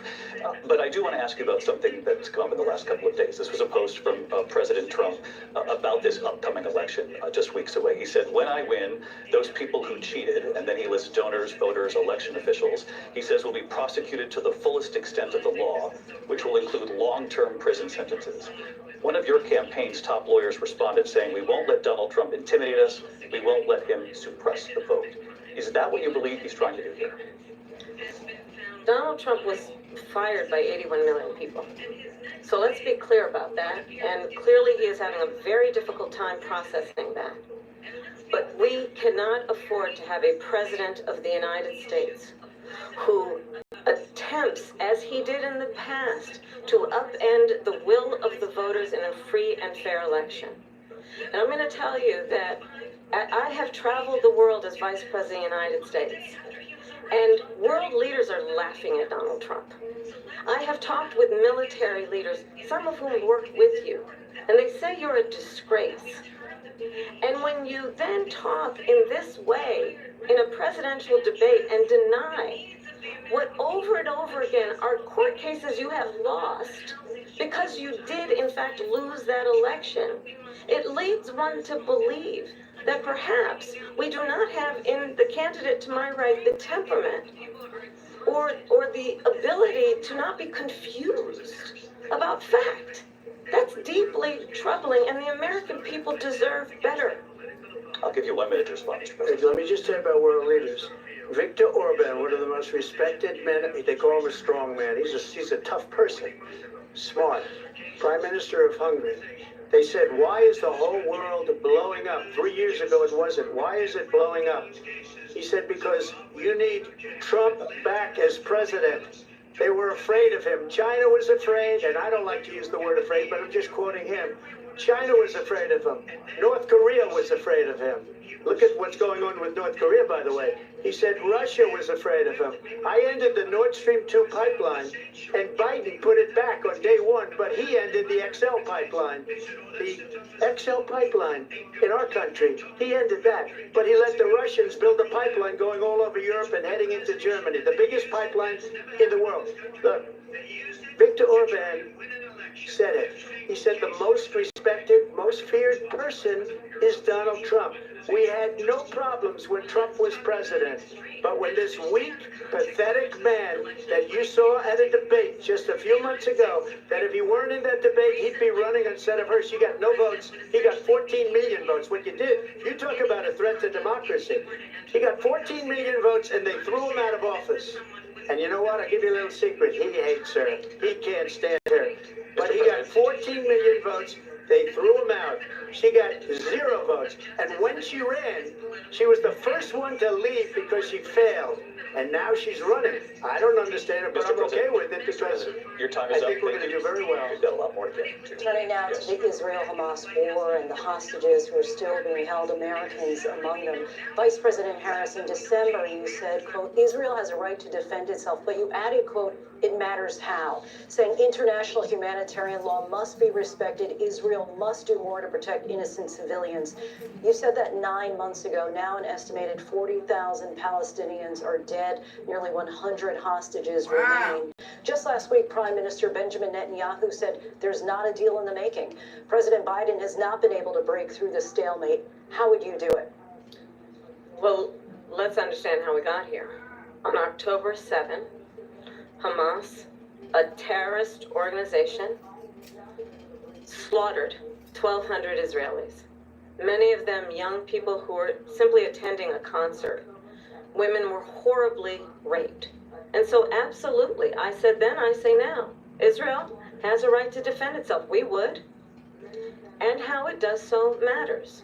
Because it is also true, far too many innocent Palestinians have been killed. Children, mothers.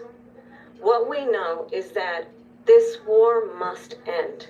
It must end immediately, and the way it will end is we need a ceasefire deal and we need the hostages out.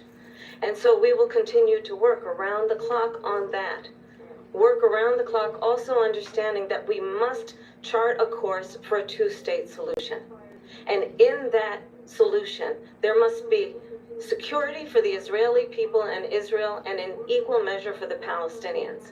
But the one thing I will assure you always, I will always give Israel the ability to defend itself, in particular as it relates to Iran and any threat that Iran and its proxies pose to Israel. But we must have a two-state solution where we can rebuild Gaza, where the Palestinians have security, self-determination, and the dignity they so rightly deserve. President Trump, how would you negotiate with Netanyahu and also Hamas in order to get the hostages out and prevent the killing of more innocent civilians in Gaza? If I were president, it would have never started. If I were president, Russia would have never, ever, I know Putin very well, he would have never, and there was no threat of it either, by the way, for 4 years, have gone into Ukraine and killed millions of people when you add it up. Far worse than people understand what's going on over there. But when she mentions about Israel, all of a sudden, she hates Israel. She wouldn't even meet with Netanyahu when he went to Congress to make a very important speech. She refused to be there because she was at a sorority party of hers. She wanted to go to the sorority party. She hates Israel. If she's president, I believe that Israel will not exist within 2 years from now. And I've been pretty good at predictions, and I hope I'm wrong about that one. She hates Israel. At the same time, in her own way, she hates the Arab population because the whole place is going to get blown up. Arabs, Jewish people, Israel will be gone. It would have never happened. Iran was broke under Donald Trump. Now Iran has $300 billion because they took off all the sanctions that I had. Iran had no money for Hamas or Hezbollah or any of the 28 different spheres of terror. And they are spheres of terror, horrible terror. They had no money. It was a big story, and you know it. You covered it very well, actually. They had no money for terror. They were broke. Now they're a rich nation. And now what they're doing is they're spreading that money around. Look at what's happening with the Houthis and Yemen. Look at what's going on in the Middle East. This would have never happened. I will get that settled and fast, and I'll get the war with Ukraine and Russia ended. If I'm president-elect, I'll get it done before even becoming president. Vice President Harris, he says you hate Israel. That's absolutely not true. I have my entire career and life supported Israel and the Israeli people. He knows that. He's trying to, again, divide and distract from the reality, which is it is very well known that Donald Trump is weak and wrong on national security and foreign policy. It is well known that he admires dictators, wants to be a dictator on day one, according to himself. It is well known that he said of Putin that he can do whatever the hell he wants and go into Ukraine. It is well known that he said when Russia went into Ukraine, it was brilliant. It is well known he exchanged love letters with Kim Jong-un. And it is absolutely well known that these dictators and autocrats are rooting for you to be president again because they're so clear. They can manipulate you with flattery and favors. And that is why so many military leaders who you have worked with have told me you are a disgrace.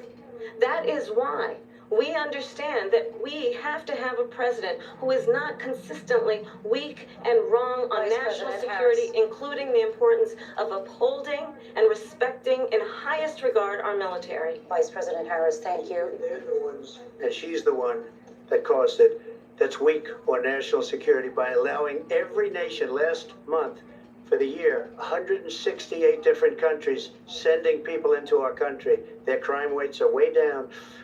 Putin endorsed her last week, said, I hope she wins. And I think he meant it, because what he's gotten away with is absolutely incredible. It wouldn't have happened with me. The leaders of other countries think that they're weak and incompetent, and they are. They're grossly incompetent. And I just ask one question. Why does Biden go in and kill the Keystone Pipeline and approve the single biggest deal that Russia's ever made, Nord Stream 2, the biggest pipeline anywhere in the world going to Germany and all over Europe? Because they're weak and they're ineffective. And Biden, by the way, gets paid a lot of money. Thank you. We have a lot of issues to get to. We'll be right back with much more of this historic ABC News presidential debate from the National Constitution Center right here in Philadelphia. Back in a moment.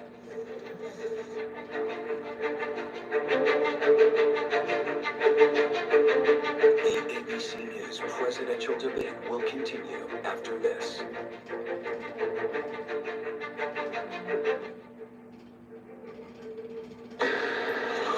It was a regular day for 19-year-old Melissa Witt. She went to meet her mom at a bowling church league, but she never makes it into the bowling alley. My gut knew this was not a young girl who just ran away. New information and pools of blood were found by detectives. I just love to have her back more than anything in the world. It is a heart-wrenching day for the family of Melissa Witt. Police found the body in the Ozark National Forest. We had several suspects. All these kinds of leads. No serial killer in this area. Could he be involved? We're actually finding key evidence that could have slipped through the cracks. You're looking for that game-changing piece.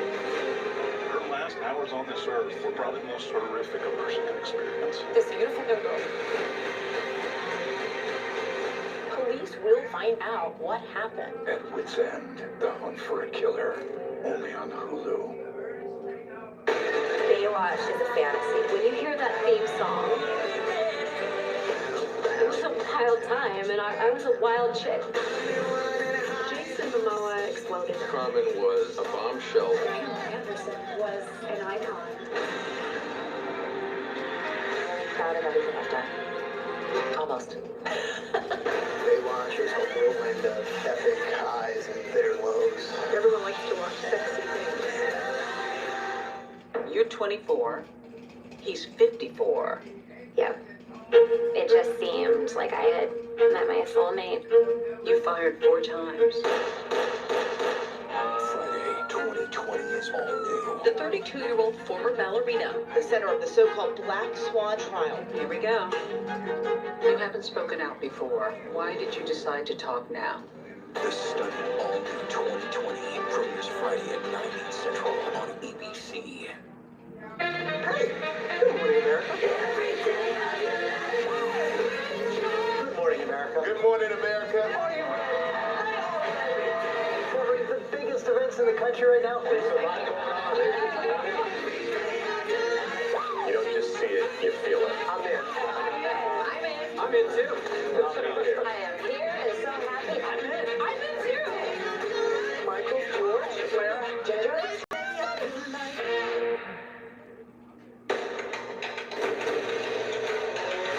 Food in my fridge. It's not dog food. It's fresh pet. Real meat, real veggies. For thy beast. There's always a betrayal in the finale. Other sausage brands use non-meat filler. That's just not good. Keep it real, people, and keep it juicy.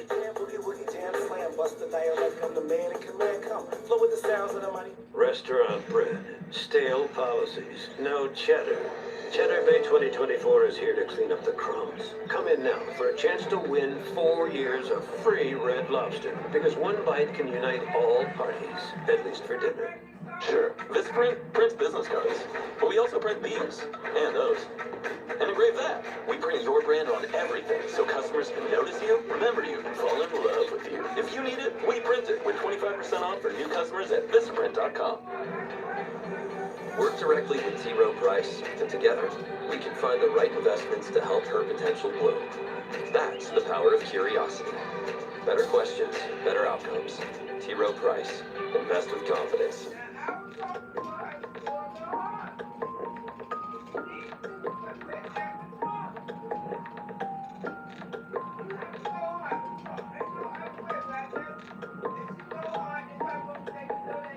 You're streaming ABC News Live. What does it take to be the most watched newscast in America?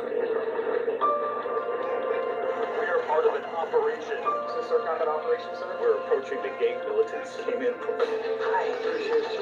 Ismael? David. ABC's World News Tonight with David Muir is America's most watched newscast. You're watching America's #1 streaming news. Keep streaming with ABC News Live. Live from the National Constitution Center in Philadelphia, Pennsylvania. Here again, David Muir and Lindsay Davis. Welcome back to this historic ABC News presidential debate tonight. We're going to continue here, and I want to turn to the war in Ukraine. We're now 2.5 years into this conflict. Mr. President, it has been the position of the Biden administration that we must defend Ukraine from Russia, from Vladimir Putin, to defend their sovereignty, their democracy, that it's in America's best interest to do so, arguing that if Putin wins, he may be emboldened to move move even further into other countries. You have said you would solve this war in 24 hours. You said so just before the break tonight. How exactly would you do that? And I want to ask you a very simple question tonight. Do you want Ukraine to win this war? I want the war to stop. I want to save lives that are being uselessly, people being killed by the millions. It's the millions. It's so much worse than the numbers that you're getting, which are fake numbers. Look, we're in for 250 billion or more because they don't ask Europe, which is a much bigger beneficiary to getting this thing done than we are. They're in for $150 billion less because Biden and you don't have the courage to ask Europe like I did with NATO. They paid billions and billions, hundreds of billions of dollars when I said, either you pay up or we're not going to protect you anymore. So that's maybe one of the reasons they don't like me as much as they like weak people. But you take a look at what's happening. We're in for 250 to 275 billion. They're into 100 to 150. They should be forced to equalize. With that being said, I want to get the war settled. I know Zelensky very well, and I know Putin very well. I have a good relationship, and they respect your president, okay? They respect me. They don't respect Biden. How would you respect him? Why? For what reason? He hasn't even made a phone call in 2 years to Putin, hasn't spoken to anybody. They don't even try and get it. That is a war that's dying to be settled. I will get it settled before I even become president. If I win, when I'm president-elect, and what I'll do is I'll speak to one, I'll speak to the other, I'll get them together. That war would have never happened. And in fact, when I saw Putin after I left, unfortunately left because our country has gone to hell.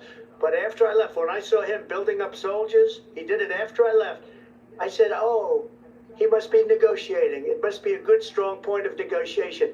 Well, it wasn't, because Biden had no idea how to talk to him. He had no idea how to stop it. And now you have millions of people dead, and it's only getting worse, and it could lead to World War III. Don't kid yourself, David. We're playing with World War III, and we have a president that we don't even know if he's... Where is our president? We don't even know if he's a president. And just to clarify they here... threw him out of a campaign like a dog. We don't even know.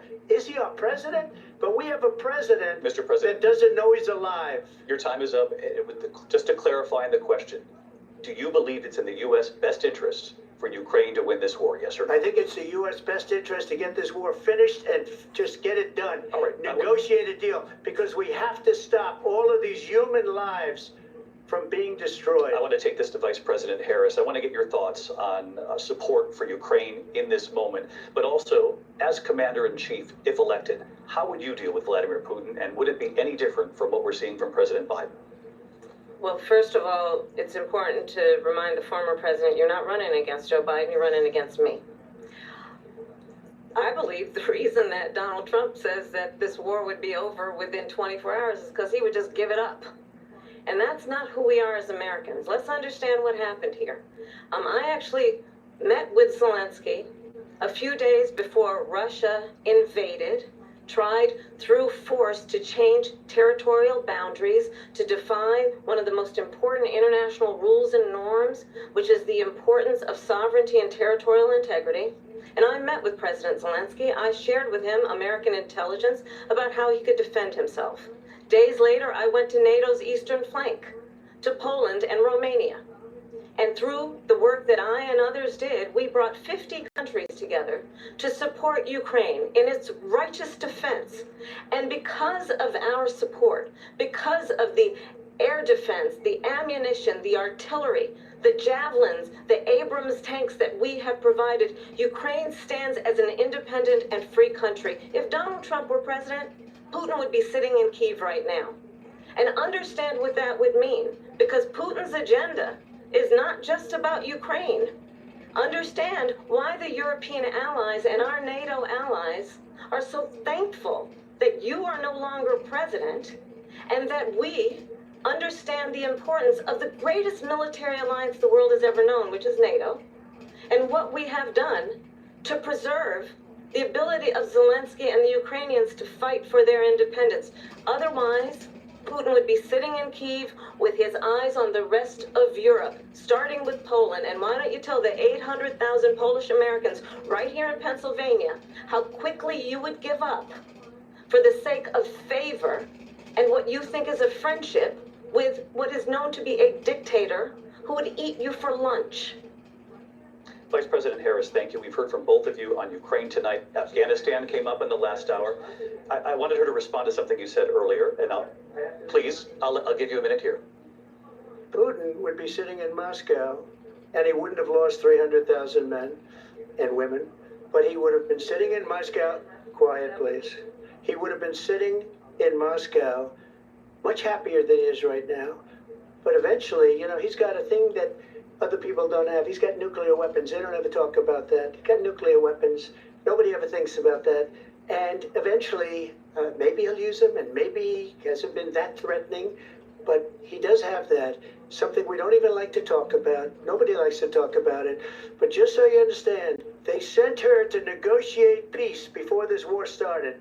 3 days later, he went in and he started the war because everything they said was weak and stupid. They said the wrong things. That war should have never started. She was the emissary. They sent her in to negotiate with Zelensky and Putin, and she did.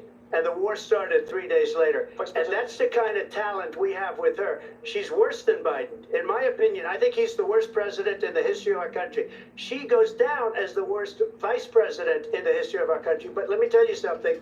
She is a horrible negotiator. They sent her in to negotiate. As soon as they left, Putin did the invasion. President Trump, thank you. You did bring up something. You said she went to negotiate with Vladimir Putin. Vice President Harris, have you ever met Vladimir Putin? Can you clarify tonight? Yet again, I said at the beginning of this debate, you're going to hear a bunch of lies coming from this fellow. And that is another one. When I went to meet with President Zelensky, I've now met with him over 5 times.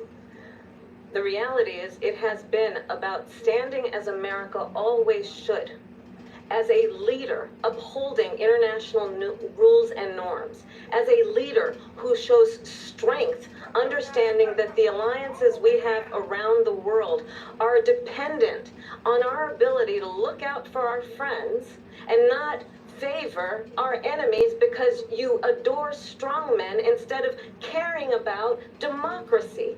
And that is very much what is at stake here. The President of the United States is Commander-in-Chief. And the American people have a right to rely on a president who understands the significance of America's role and responsibility in terms of ensuring that there is stability and ensuring we stand up for our principles and not sell them for the benefit of personal flattery. We talked about Ukraine and Vladimir Putin. I do want to talk about Afghanistan. It came up in the first hour of this debate. I want to move on to Afghanistan. Said Trump did the most amazing thing I've ever seen. He got these countries, the 28 countries at the time, to pay up. He said, I've never seen. He's the head of NATO. He said, I've never seen. For years, we were paying almost all of NATO. We were being ripped off by European nations, both on trade and on NATO.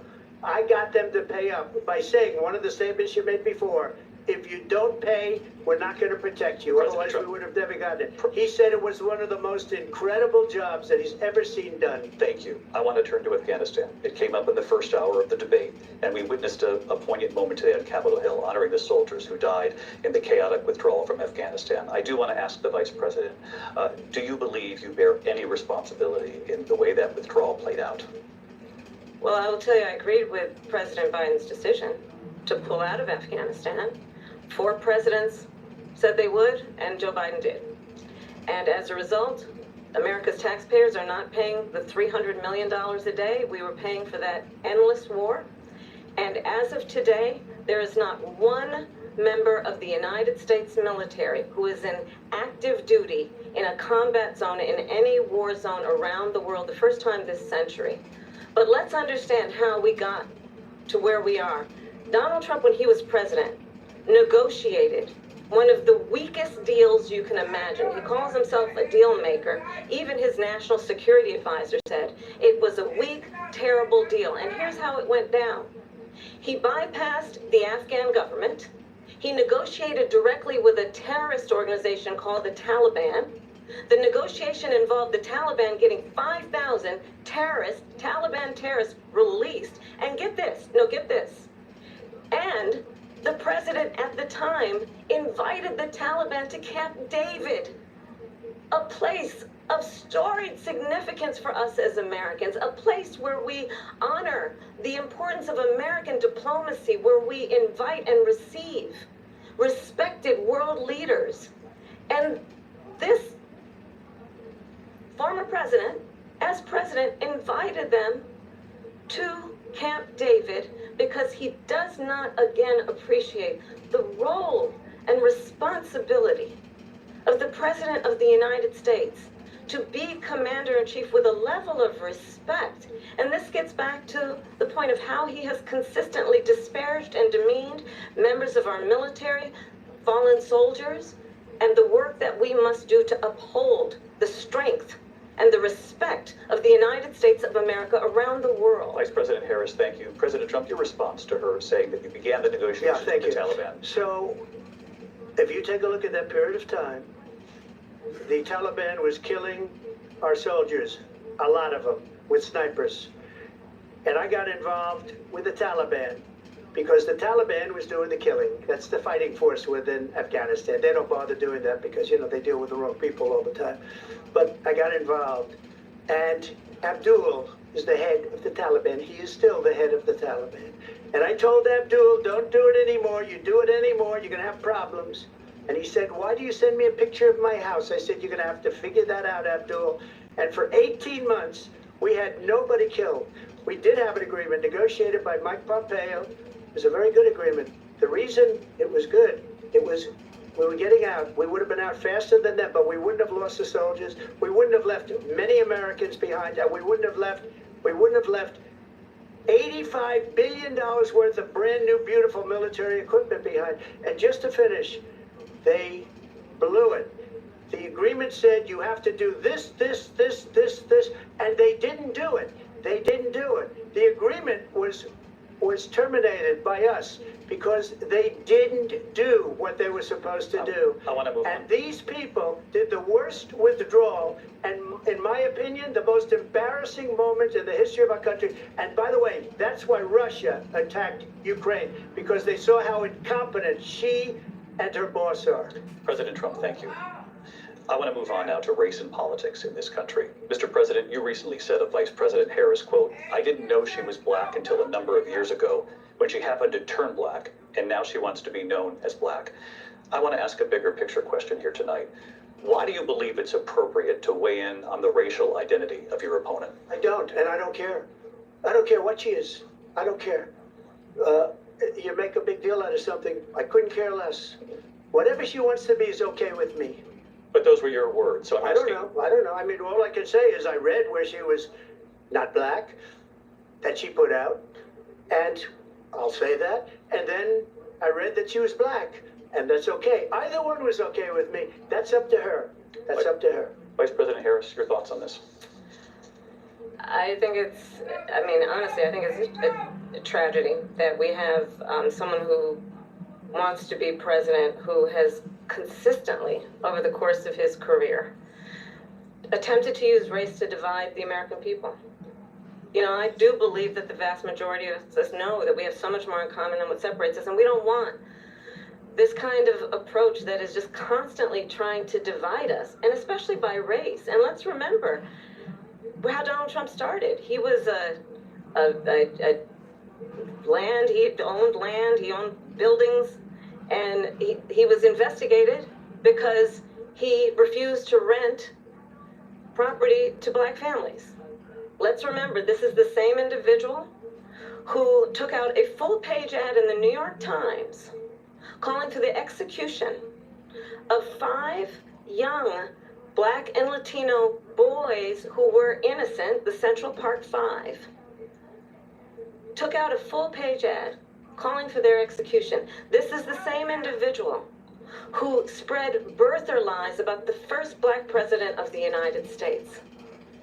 And I think the American people want better than that, want better than this, want someone who understands, as I do, I travel our country. We see in each other a friend. We see in each other a neighbor. We don't want a leader who is constantly trying to have Americans point their fingers at each other. I meet with people all the time who tell me, can we please just have discourse about how we're going to invest in the aspirations and the ambitions and the dreams of the American people? Knowing that regardless of people's color or the language their grandmother speaks, we all have the same dreams and aspirations and want a president who invests in those, not in hate and division. Vice President Harris, thank you. Lindsay? President Trump, this is now your third time. This is the most divisive presidency in the history of our country. There's never been anything like it. They're destroying our country, and they come up with things like what she just said. Going back many, many years, when a lot of people, including Mayor Bloomberg, agreed with me on the Central Park Five, they admitted, they said, they pled guilty. And I said, well, if they pled guilty, they badly hurt a person, killed a person ultimately. And if they pled guilty, then they pled, we're not guilty. But this is a person that has to stretch back years, 40, 50 years ago, because there's nothing now. I built one of the greatest economies in the history of the world, and I'm going to build it again. It's going to be bigger, better, and stronger. But they're destroying our economy. They have no idea what a good economy is. Their oil policies, every single policy. And remember this, she is Biden. You know, she's trying to get away from Biden. I don't know the gentleman, she says. She is Biden. The worst inflation we've ever had, a horrible economy because inflation has made it so bad, and she can't get away with that. Thank you. Time's up. I want to respond to that, though. I want to just respond briefly. Clearly, I am not Joe Biden, and I am certainly not Donald Trump. And what I do offer is a new generation of leadership for our country. One who believes in what is possible, one who brings a sense of optimism about what we can do instead of always disparaging the American people. I believe in what we can do to strengthen our small businesses, which is why I have a plan. Let's talk about our plans and let's compare the plans.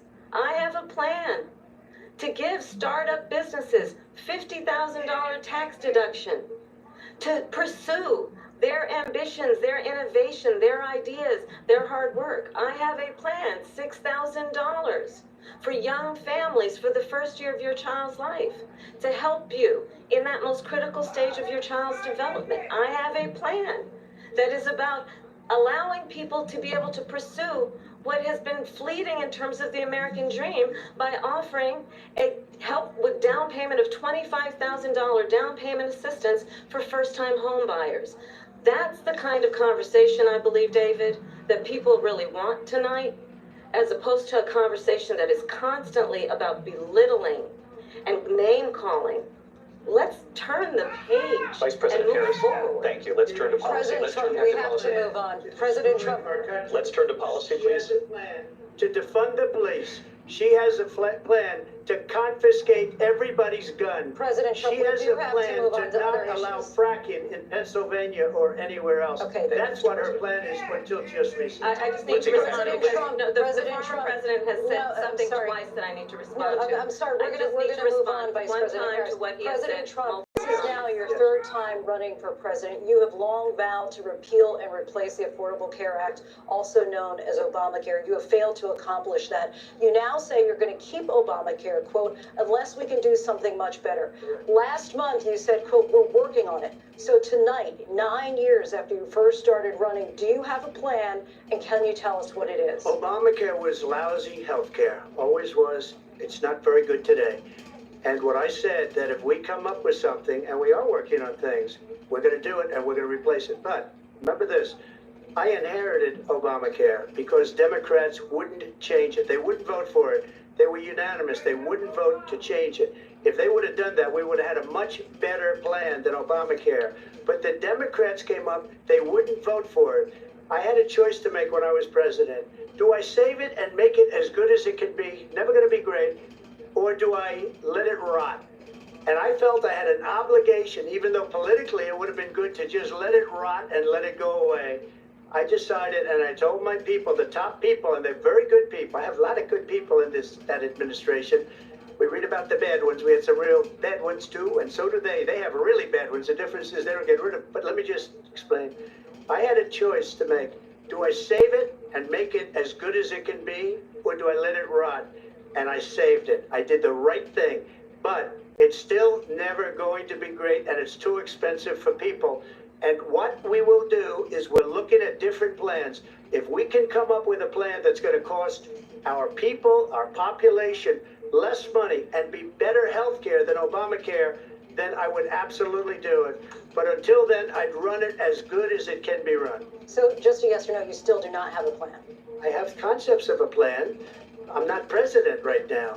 But if we come up with something, I would only change it if we come up with something that's better and less expensive. And there are concepts and options we have to do that. And you'll be hearing about it in the not too distant future. Vice President Harris, in 2017, you supported Bernie Sanders' proposal to do away with private insurance and create a government-run healthcare system. 2 years later, you proposed a plan that included a private insurance option. What is your plan today? Well, first of all, I absolutely support, and over the last 4 years as vice president, private healthcare options. But what we need to do is maintain and grow the Affordable Care Act. But I'll get to that, Lindsay. I just need to respond to a previous point that the former president has made. I've made very clear my position on fracking, and then this business about taking everyone's guns away. Tim Walz and I are both gun owners. We're not taking anybody's guns away, so stop with the continuous lying about this stuff. As it relates to the Affordable Care Act, understand, just look at the history to know where people stand. When Donald Trump was president, 60 times he tried to get rid of the Affordable Care Act. 60 times. I was a senator at the time when I will never forget the early morning hours when it was up for a vote in the United States Senate. And the late, great John McCain, who you have disparaged as being, you don't like him, you said at the time, because he got caught. He was an American hero. The late, great John McCain, I will never forget that night, walked onto the Senate floor and said, no, you don't. No, you don't. No, you don't get rid of the Affordable Care Act. You have no plan. And what the Affordable Care Act has done is eliminate the ability of insurance companies to deny people with pre-existing conditions. I don't have to tell the people watching tonight, you remember what that was like? Remember when an insurance company could deny if a child had asthma, if someone was a breast cancer survivor, if a grandparent had diabetes?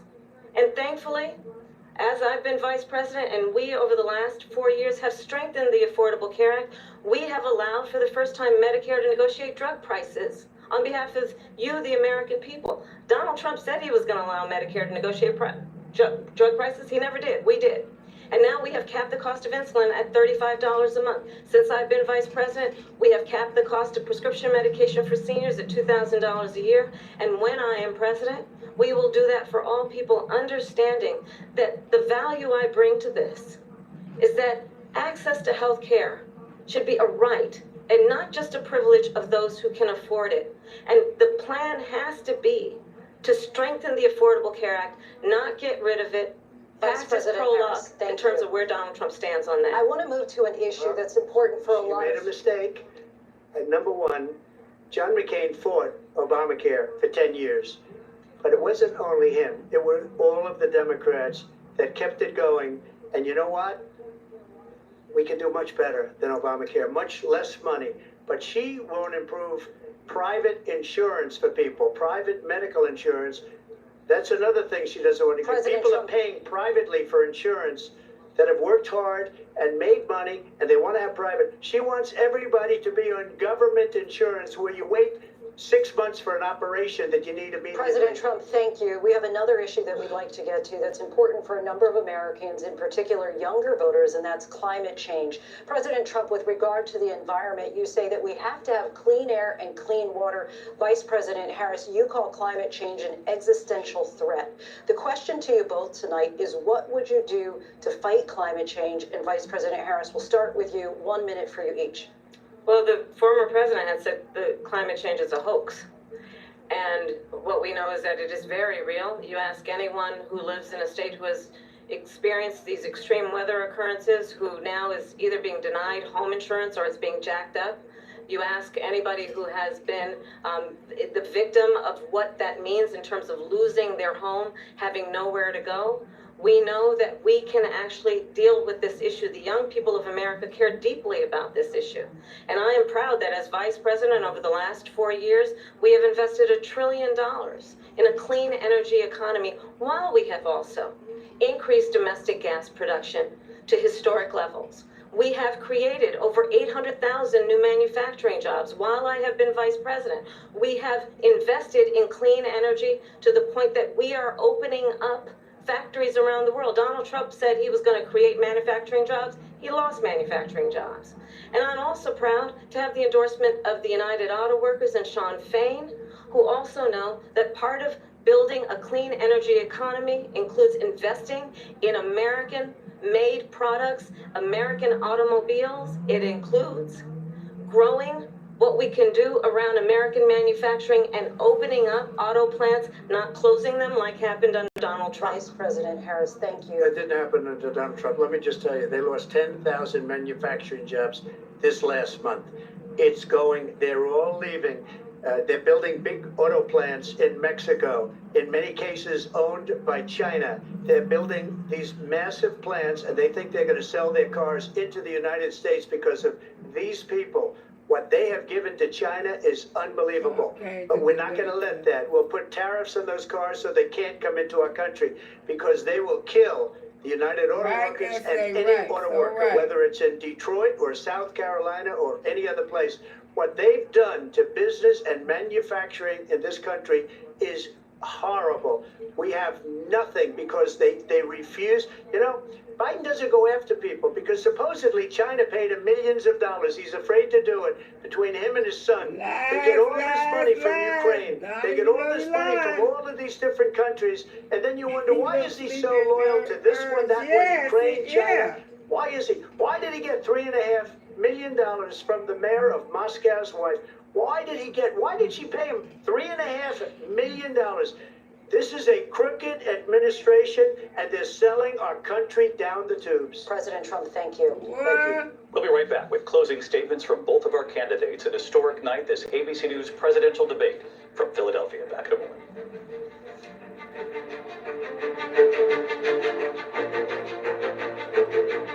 The ABC News presidential debate will continue after this. Well, Sure. This prints business cards. But we also print these. And those.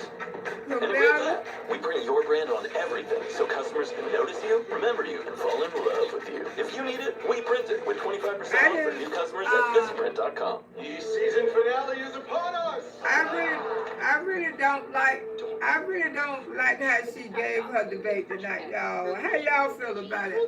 I feel like Kamala could have went in a little stronger, a little harder, because she's not looking to be a strong president, you know, because Keep it real, people. I don't know, maybe just me, but she trying to be so, I don't know, maybe she's just trying to be so perfect she didn't bring out no soul sister in her at all. And then when he said that about the black thing, she never stood up and said, oh, yes, I am black. She didn't say that. She didn't say that. She was acting like she really don't want to be black. Now, she didn't say.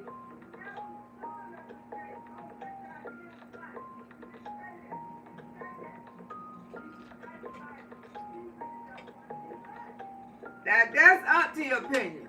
That's mine. That's Auntie's opinion, y'all. That's the way. I just feel like Kamala could have did a little harder. I felt like she didn't do, Kamala 2024, but I wish she would have, you know, put it on a little heavy, a little thick. I think she could have fought a little stronger, you know, because Donald Trump, he just, you know, giving the signs and the faces like, oh, I got this itch in the bag. I ain't worried about nothing. Look at him. That's what he was giving to me. That's what he was giving. Oh, I ain't gonna argue. I got this in the bag. I think she didn't want to be arrested. Exactly. She was trying to go by the book too damn much. See, you can't go by the book with Donald Trump. You have to show him that you're gonna actually be a strong president. And a lot of people are probably looking at her different tonight, because I feel like she could have been a little stronger. She seemed like she was a little nervous to me. She sure did. I said, I hope she ain't out of her league here, you know. This is exhausting. I don't think her best is good enough right now, but I think, yeah, I feel the same way as say. I feel like her best is not the strongest right now either. She played low-key, and I think she was nervous as well. Yeah, you could tell. At one time, she seemed like she was finna get emotion, and I said, oh, please don't get emotion. We don't, you know, that's all Donald Trump needs, for her to get emotion, so he can try to come in there and eat her up. I agree, yeah, she was nervous. We seen she was a little nervous. I hope she ain't, you know, I ain't trying to be funny, but you know. But other than that, it was an okay debate. We'll see the closing statement. Maybe she gonna come through with the closing statement, but it was okay. But I was looking for a little bit of that soul sister. Y'all know. And I was looking for her to defend us a little stronger, where he tried to explain that she said she wasn't black. And that's the part I said, now that's when she needs to throw us at his ass.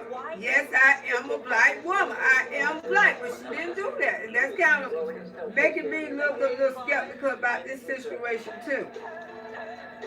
The laughing drove me off at the time she did. Okay. Yeah, you know, she just,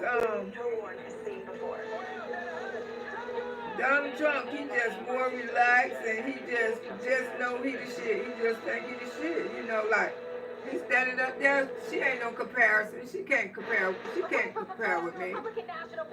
I mean, that's the way Auntie looking at it. Trump is usually tap dancing around the question. Exactly, and he did that. And he got a chance to talk longer than her and everything, because she wasn't giving off that real aggressive like he was. He was very aggressive. Back tonight, the time has come for closing statements, and Vice President Harris, we begin with you. So I think you've heard tonight two very different visions for our country. One that is focused on the future, and the other that is focused on the past, and an attempt to take us backward. But we're not going back. And I do believe that the American people know we all have so much more in common than what separates us, and we can chart a new way forward. And a vision of that includes having a plan, understanding the aspirations, the dreams, the hopes, the ambition of the American people, which is why I intend to create an opportunity economy, investing in small businesses, in new families, in what we can do around protecting seniors, what we can do that is about giving hardworking folks a break and bringing down the cost of living. I believe in what we can do together that is about sustaining America's standing in the world and ensuring that we have the respect that we so rightly deserve, including respecting our military and ensuring we have the most lethal fighting force in the world. I will be a president that will protect our fundamental rights and freedoms, including the right of a woman to make decisions about her own body and not have her government tell her what to do. I'll tell you, I started my career as a prosecutor. I was a DA, I was an attorney general, a United States senator, and now vice president. I've only had one client, the people.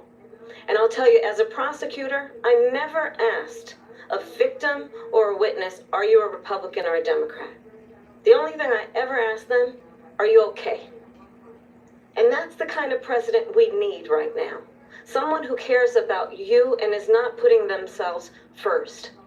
I intend to be a president for all Americans and focus on what we can do over the next 10 and 20 years to build back up our country by investing right now in you, the American people. Vice President Harris, thank you. President Trump? So she just started by saying she's going to do this, she's going to do that, she's going to do all these wonderful things. Why hasn't she done it? She's been there for 3.5 years. They've had 3.5 years to fix the border. They've had 3.5 years to create jobs and all the things we talked about. Why hasn't she done it? She should leave right now, go down to that beautiful White House, go to the Capitol, get everyone together and do the things you want to do, but you haven't done it and you won't do it because you believe in things that the American people don't believe in. You believe in things like we're not going to frack, we're not going to take fossil fuel, we're not going to do things that are going to make this country strong, whether you like it or not. Germany tried that, and within 1 year they were back to building normal energy plants. We're not ready for it. We can't sacrifice our country for the sake of bad vision. But I just ask one simple question. Why didn't she do it? We're a failing nation. We're a nation that's in serious decline. We're being laughed at all over the world. All over the world they're laughed. I know the leaders very well. They're coming to see me. They call me. We're laughed at all over the world. They don't understand what happened to us as a nation. We're not a leader. We don't have any idea what's going on. We have wars going on in the Middle East. We have wars going on with Russia and Ukraine. We're going to end up in a third world war, and it'll be a war like no other because of nuclear weapons, the power of weaponry. I rebuilt our entire military. She gave a lot of it away to the Taliban. She gave it to Afghanistan. What these people have done to our country, and maybe toughest of all, is allowing millions of people to come into our country. Many of them are criminals, and they're destroying our country. The worst president, the worst vice president in the history of our country. President Trump, thank you. And that is our ABC News presidential debate from here in Philadelphia at the National Constitution Center. I'm Lindsay Davis. And I'm David Muir. Thank you for watching here in the U.S. and all over the world, and from all of us here at ABC News. Good night. Good night. And we are here live on ABC with our post-debate comments. I'm Martha Raddatz. It was a lively debate from the economy to abortion to Afghanistan. They had it all, and it was historic, John Carl, fiery. Wow. Wow. That was quite a debate. And I'm Jonathan Carl here with, of course, Mary Bruce and Rachel Scott. Our reporters across the news division have been updating our live blog, looking at some of the allegations made back and forth, doing fact checks. You can find all of that on abcnews.com. But I would like to replay the moment at the very start of this debate, because it was quite a moment. The handshake. And if you look... Happy debate. Thank you. I mean, quite a moment, first of all, because we hadn't seen a handshake. We haven't seen a handshake in a long time. She initiated that one. And Yeah, she did. not only did she initiate it, she walked over to him and sought him out, put the hands out, and also made the first words. And probably had a plan if he hadn't put his hand out either. Interesting. So more at the bottom line, what did you think? I think clearly what Kamala Harris wanted to do was be the candidate of hope, the candidate of the future. Donald Trump seemed angry within 4 minutes. I think we saw him going from very serious at the beginning, never really seemed to look at her, to just angry. I mean, really yelling at some points, trying to make his point. I don't think we heard a lot of policy and plans on either side of that, despite those questions over and over again. But what you had was that optic. You had Kamala Harris looking over, baiting him again and again and again. The microphones were muted when they weren't speaking, but many times she didn't need a microphone. You watch Donald Trump get mad and scowl through things. And, you know, John, we were all talking leading up to this about how this would go, what Donald Trump you would see. I think he had a plan for talking about what he saw as the next term, but then he was talking about rumors about people eating their neighbors' pets, so he really developed it. I mean, look, Kamala Harris didn't really explain some of the big questions that were out there about why she changed her policy views on so many things. Part of the reason is Donald Trump really was not effective in bringing the debate to her. I agree with you. I think that he looked not just angry, but also rattled. And in contrast, Harris, who again, much of the world doesn't know, Harris looked like she belonged on the stage, looked like she is somebody that could serve as president. And that is certainly how the campaign is feeling tonight. I can tell you, the Harris campaign feels very good. They feel they had a very strong night, that she was in command, that she did look presidential, and that she was able, they feel, to hold Donald Trump accountable for his actions. And of course, that was their goal going into this, that she would be able to put Donald Trump's record under a microscope. And they feel that the strongest example of that is that exchange on abortion, where she was able really to blame Donald Trump directly to his face. I mean, she said, what you are putting women through is unconscionable. Yes, she goaded him. She flat out trolled him many times, got him off message, but she also talked directly to voters, even inviting them to a Trump rally to underscore that central argument in her campaign, that she says he's only out for himself, that she argues she's out for the American people. Yeah, well, look, the Trump campaign is going to be seizing on the fact that Vice President Kamala Harris did not do a great job today really explaining her policy shifts, right? And that is what they have been seizing on. They're really trying to define her for voters when voters have a lot of questions about her policy positions. At the same time, though, almost every single thing that Vice President Kamala Harris said tonight got under Trump's skin.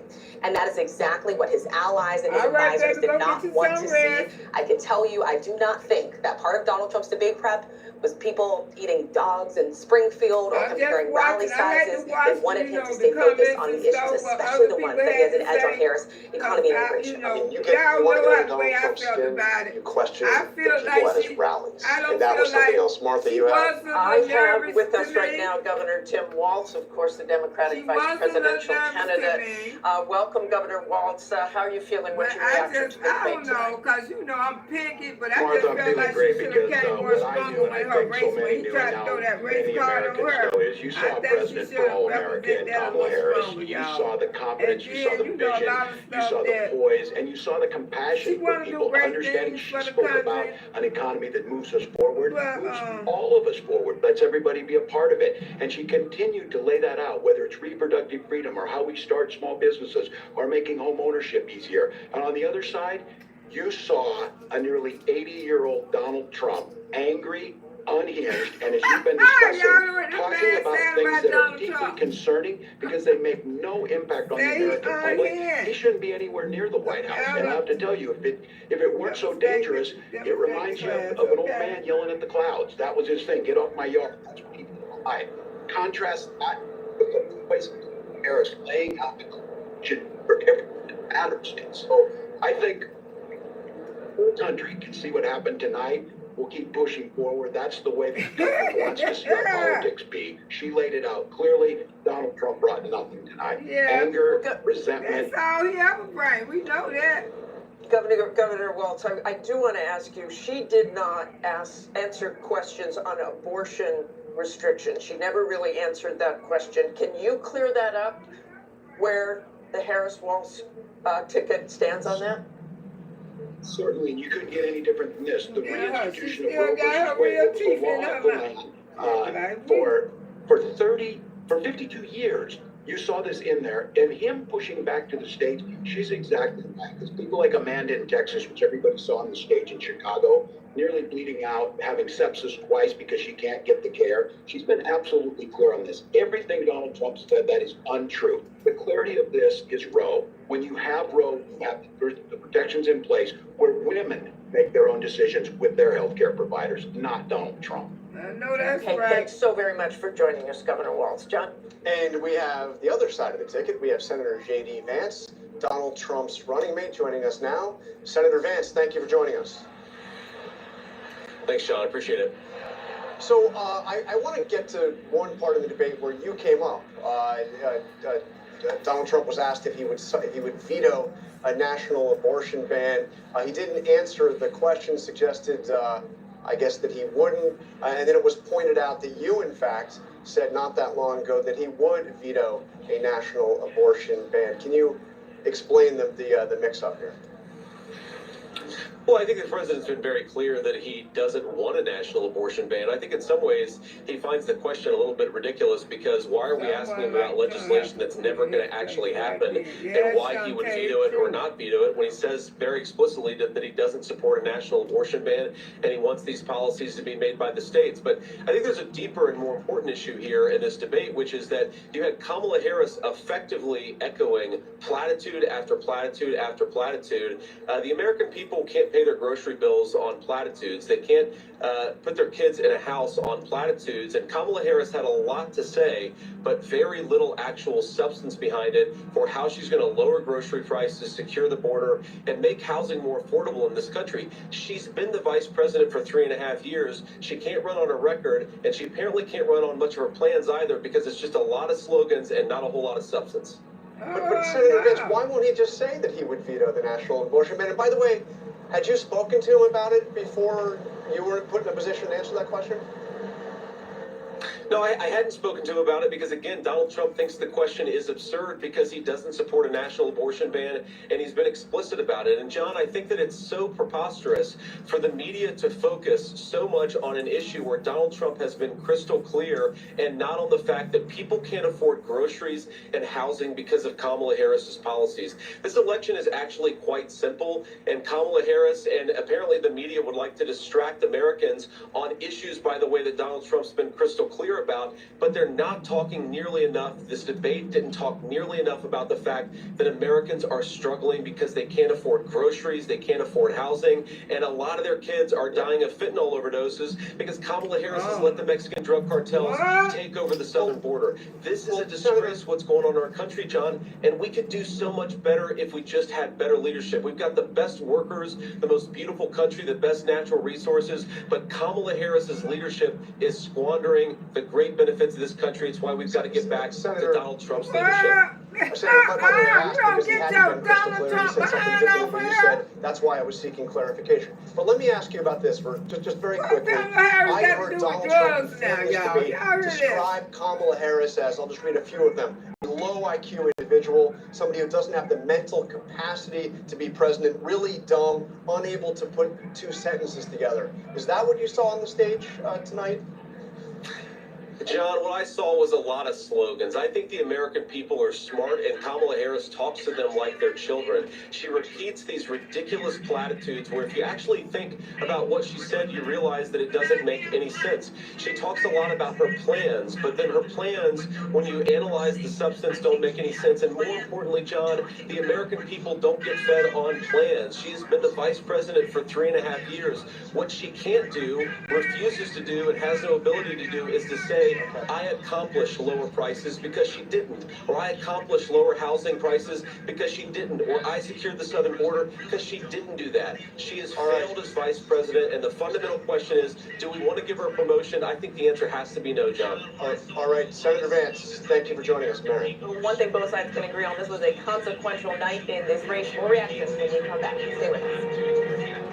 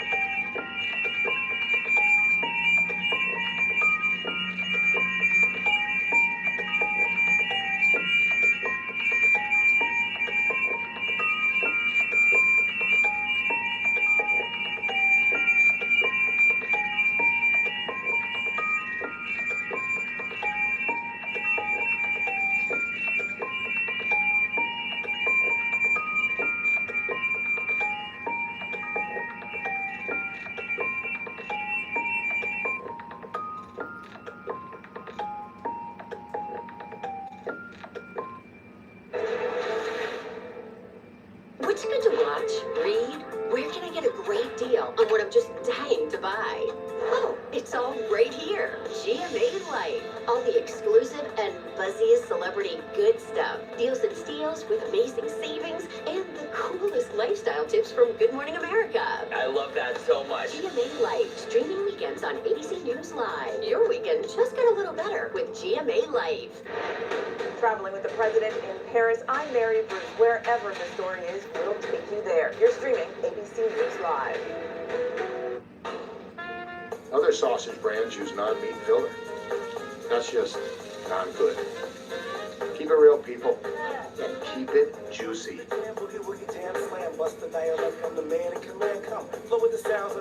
Restaurant bread, stale policies, no cheddar.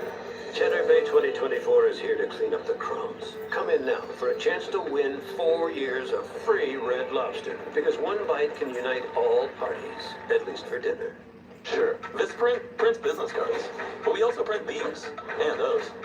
And engrave that. We print your brand on everything, so customers can notice you, remember you, and fall in love with you.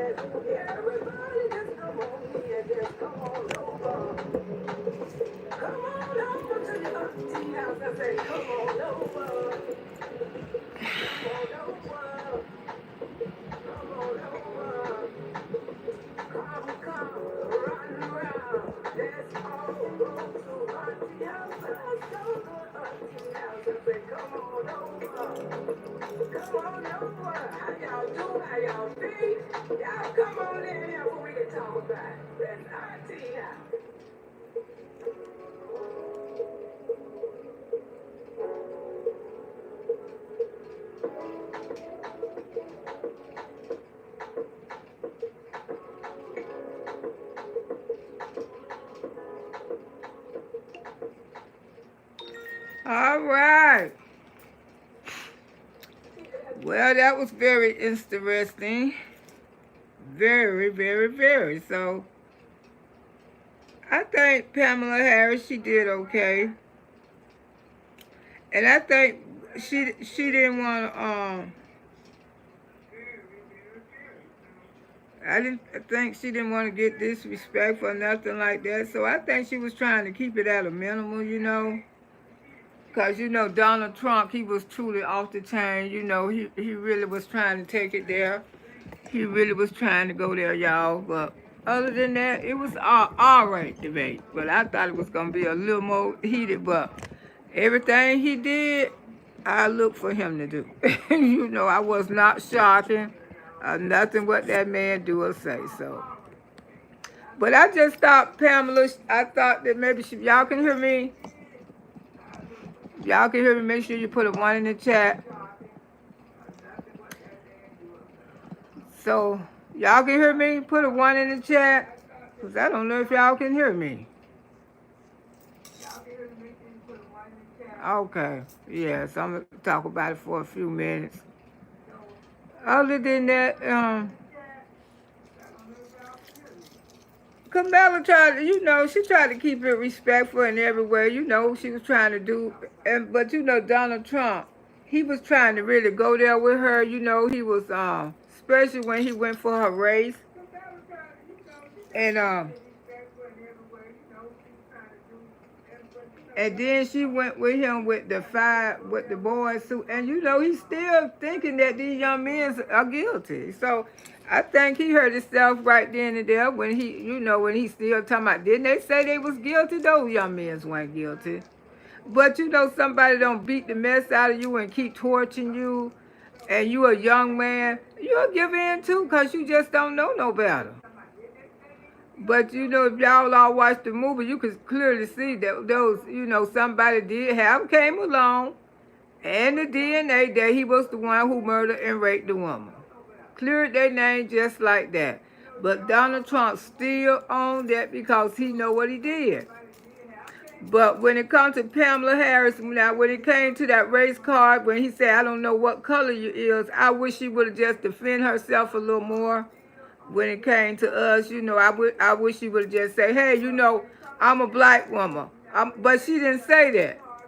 She didn't say that. She didn't say she was black. She didn't say what she was. Because I guess she feel like she torn between two people. She torn between the black supporters and the white supporters. And either way, she can come out and say the wrong thing. It can hurt her. So I guess she just wanted to keep that neutral. But other than that, the debate, it was not what I thought it was going to be. I thought it was going to be a real heated debate. I thought it was going to be, but no more than Trump being rude, because everybody know we don't seen Donald Trump in action before, and he always rude. He always rude. I mean, ain't nothing changed with that man, and ain't nothing going to change. I mean, if this what y'all want for president, oh well, but she's saying that she gonna make sure each household member gets $6,000 for what? For their first child or something like that. She was saying, well, that. And she was saying something about the citizen. And I think the good thing she said by giving first-time homeowners a $25,000 grant, which they always say that, but when it's time for you to get that money, it always be a bunch of runaround about it. They always be saying they're going to give first-time owners this and that to get a home, but no, honey. You have to end up using a lot of your money, too. She is in office now. And do it.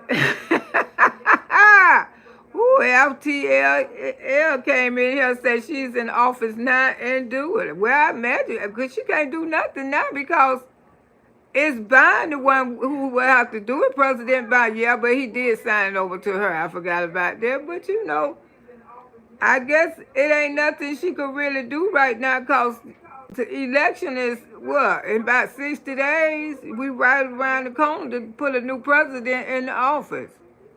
And right now, what I'm looking at, it's going to be a tight run. Because a lot of people probably feeling some type of way about Kamala. Especially a lot of black people. Because if they thinking how I'm thinking, I just feel like that she should have supported us a little stronger. It made me wonder. She hasn't done anything for 3.5 years. Okay. It just made me wonder why she didn't support her race a little harder. I mean, what color is Kamala? Because to me tonight, it just made that it was time for you to let the whole world know what you are. And this what Donald Trump throwed up in his face, say, I don't care what she is, but he noticed that she ain't go hard for it neither, because most people would have said, like, when they tried Obama like that, Obama told them that he was black, and then he explained why he was a black man. He explained that his mama had an affair. His mama was white. She had an affair with a black man. But Kamala, she didn't do none of those things. She didn't try to say, hey, hey, you guys, I'm black. You know, what can I say? But she don't have to explain that to Donald Trump or nobody. But we would have just liked to hear more of black women, because a lot of people is voting for her because she's a black woman. But either way, she lose or win, she still don't make history, because she the first black vice president woman anyway. So I just felt like she could have gave a little stronger. I mean, maybe it's just Auntie. I don't know how other people feel, but I just felt like she could have let some of that soul sister. Nah, she could at least let some of that soul sister come out of her. And I'm just saying, it ain't that I don't like Kamala, but I just feel like when it comes to our color and being a black woman, we need to at least know that you will eat collard greens. We don't need how she was standing there the other night. Looked like Kamala don't fuck around with no collard greens. No ham house, nothing, honey. But she had to do her job, and I can understand that, because whoever endorsing her, or whoever running over her, or managing her, or being over her, that's probably what they told her, what she had to say. They probably told her make sure she keep it real respectful. But I think she should at least let some of her something show, just if it wasn't nothing but just a little bit of it. Just because you have to show people something, because most real professional black women who judges and stuff, how these black judges be acting on YouTube. They let you know they got some soul sister in them. And to me, Kamala should have just did a little there. She should have just at least let us know that she got a little soul sister in her. And to me, she did an all right job. She ain't do a bad job. I must say she did keep it dignity. She kept it respectful. And Donald Trump was all over the place. But that's the way Miss Loretta feel about the debate. But other than that, the debate was good, she tried to do what she... I feel like this thing is stuck. It ain't moving. And that's, but at the end of the day, everybody gonna have their opinion, and everybody gonna get their thoughts about it. She did right now, stooping to his level. Yeah, she did. She did stoop to his level. That's what I loved about her. But she should have just let his ass have it. But like I said, American people, they'll be talking about it today. Everybody got their opinion. But other than that, I think Kamala did a good job. But I just felt like she just didn't take up for us strong enough to saying, when he tried to come for that race card, because we knew Donald Trump was going to come for that. He going to pretend like, Donald Trump is a smart fucker. He'll be pretending like he didn't say nothing, that he ain't going to mention it, but he knew the news people was going to mention it. So that's where he say, oh, I don't care what skin color she is. I don't care what she is. It did when he said, but she always pretend like one time she was black and she wasn't black. And I think, hey, Alicia said she definitely get under his skin. Yes, she did. But when he said that, I think she should have came a little harder. I am a black woman because of so-and-so, so-and-so. And I'm representing who I want to represent. But Kamala didn't want to bring that up. She didn't want to talk about her race. She really, because I don't know, is she a black woman?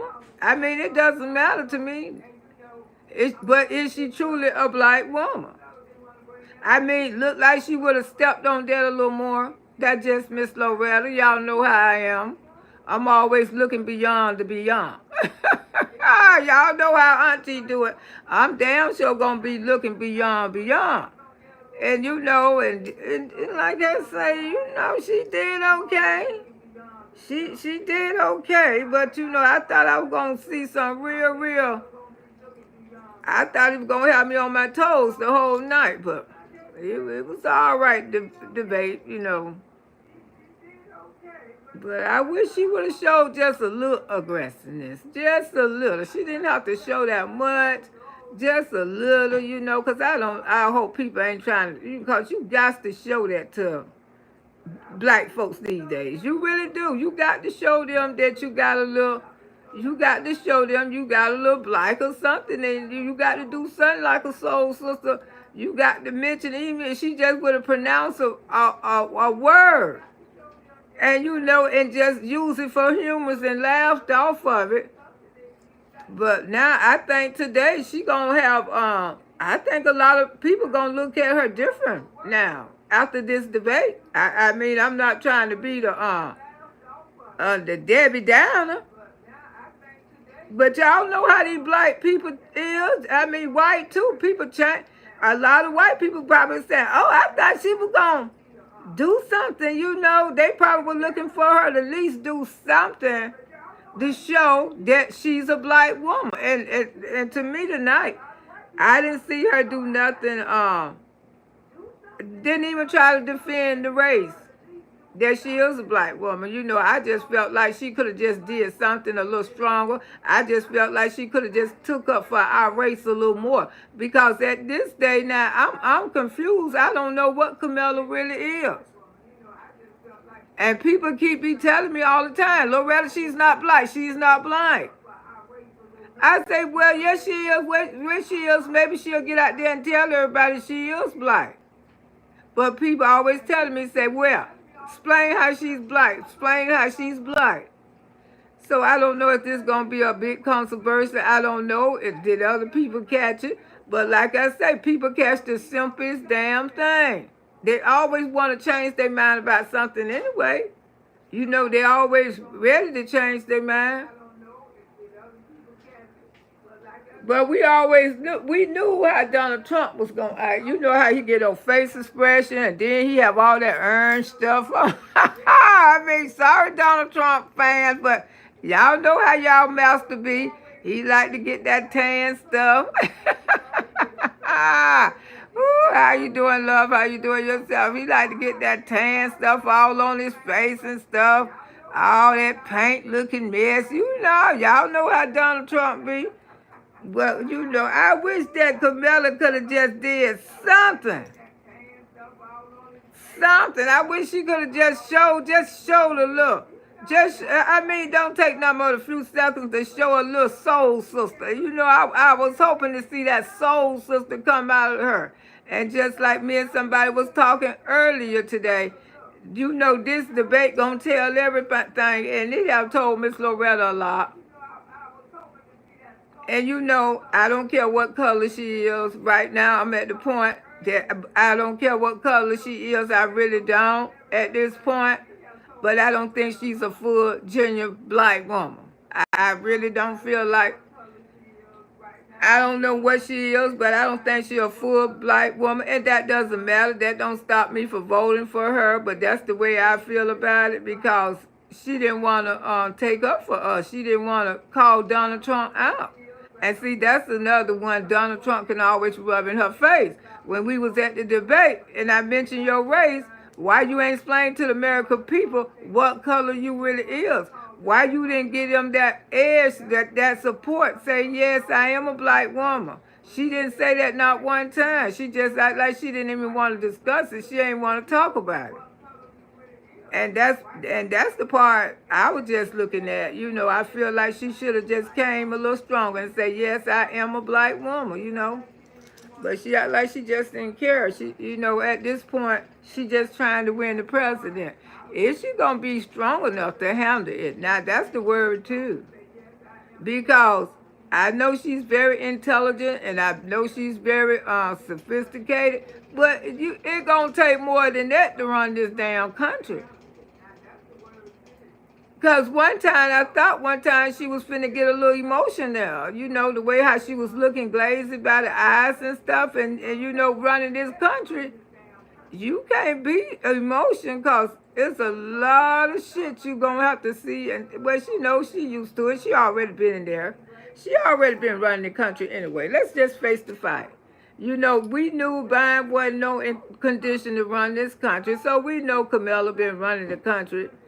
you know, just taking little orders for him and doing little stuff. So she definitely been doing it anyway because, you know, Vine is real old and we know he ain't been doing too much. He just ready to just go, you know, the God don't been good to that man. Go ahead on and you know, spend the rest of your life like they golden and just enjoy life. Because this president shit gonna be here forever. They're gonna be here forever. We gonna all be gone and they're gonna still be here. And it's gonna still come, it's gonna still be here. But you know, for Donald Trump to be 80 years old, you know, he's still on his P's and Q's. But sometimes Donald Trump be like looking like he going off too. You know, I noticed that some of his aggressiveness have toned down a little bit ever since he got in trouble. You know, he got felonies hanging over his head. But that man be trying to make an excuse for every excuse. Every excuse. If Donald Trump do wrong, 10 more other people don't do it worse than him. And that's the way Donald Trump runs. That's the way he rolls. That's the way that man rolls. But other than that, y'all, I had fun. I enjoyed it. You know, I was going to watch it. I didn't want to watch it by myself, so I put it on. Who wanted to come through and watch it, you know, because, you know, watching the debate always be fun when you watch it with several people who want, you know, because a lot of people ain't interested in the president, but I am a registered voter and I do vote. But, you know, I just want to point that out. That's the only fault that I had with Kamala. I just felt like she could have brought it on a little stronger.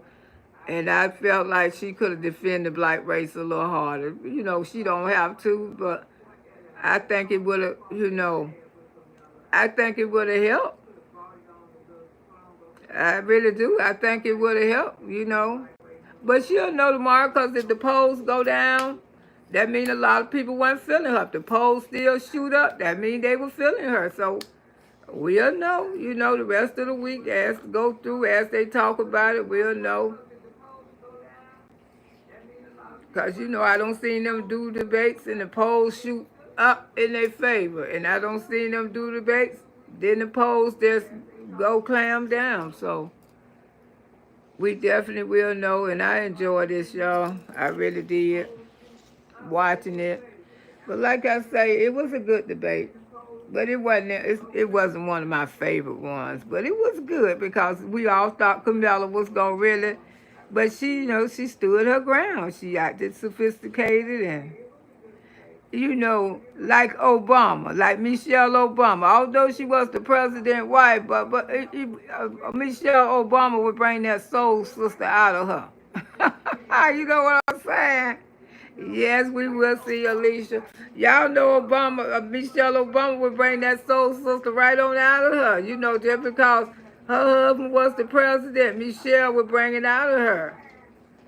And maybe Kamala would have tried like a more black hairstyle. She ain't gonna do that though.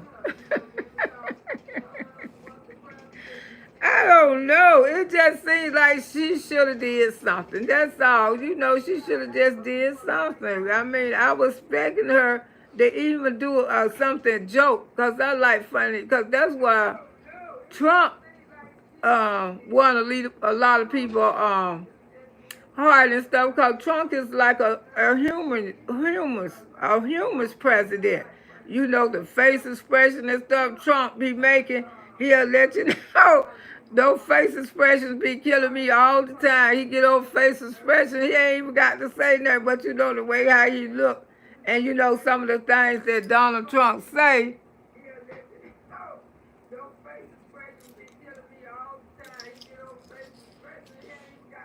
Yeah, he'll let you know. And sometimes Donald Trump just be a clown. You know the stuff that he say out his mouth. And see, people love to laugh. They really do. The country already in a bad way. And we already going through a lot. So people want to laugh a little bit. And like I say, the country is a lot of wars. It's a lot of wars, you know. So I don't know, y'all. But everybody got their opinion, and everybody gonna have what they got to say. You know, vote for who you feel right. I mean, just don't vote for a person cause they black. Just to be honest, just vote for who you think gonna do a good job. So far, Jesus been doing a good job for us. For me, anyway. Jesus been doing a good job, and you know, I like to watching this president thing, and I vote, and I really do, cause you know I've been a registered voter. My parents was registered voters, and you know. But God always been my first choice, cause a man can't do nothing but make you a bunch of promises, and you know when they get in there, they gonna do this, they gonna do that, and then when they get in there, we don't get a goddamn thing. But I know right now the world is in bad shape. You know, it's struggling. People is struggling out here. Maybe you're not feeling this struggle, but yes, the world is in a bad shape. People is struggling, especially people who trying to put the kids and stuff through college. You know, they tell you about high school, but they don't come up really tell you about college. You know, you still gotta go. You still got to get these children right. And you know, the cost of living is high. And then when you on a fixed income, it's very hard. It's very hard. That's why it take more than one income. That's why people get out there and they be trying to make money. You know, they be trying to hustle. You know, they try, everybody, you know, when I go out there in the streets, I see so many grandmas out there Ubering. What the hell going on? They're out there Ubering with their grandbabies. That just shows you how the economy is in this world. People really, when they pay their damn bills, they don't have no more money.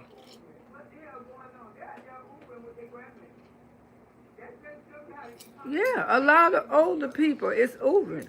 Young people too, but you know, those be college students, they go out there and get their little party money and stuff like that. But when you see older women out there with their grandbabies and stuff, Ubering, trying to, you know, make a few dollars, you know the world is real serious. And you know the world is serious when, you know, on these type of apps like DoorDash and a couple more apps, you can't even apply no more because they backed up to 2025. I mean, all their jobs, all their positions are filled. Whoever thought DoorDash would be filled up? I ain't living in Florida. We just got through watching the debate, girl. That's why Auntie's still on here. Yeah, so it is. So if you've been blessed enough not to feel what's going on, you know, thanks God. You haven't felt that. But yes, it's people out here struggling right here in the United States. The country is bad. Yeah, the country is bad. We need another stimulus check. Yes, I saw it was a mess. Well, how you feel about Kamala Harris? Did you feel like she did okay? You felt like she could have been a little more aggressive? I think she could have just did a little aggressiveness. But we know Trump was going to be rude. You know, he always be rude. Well, how you felt about it?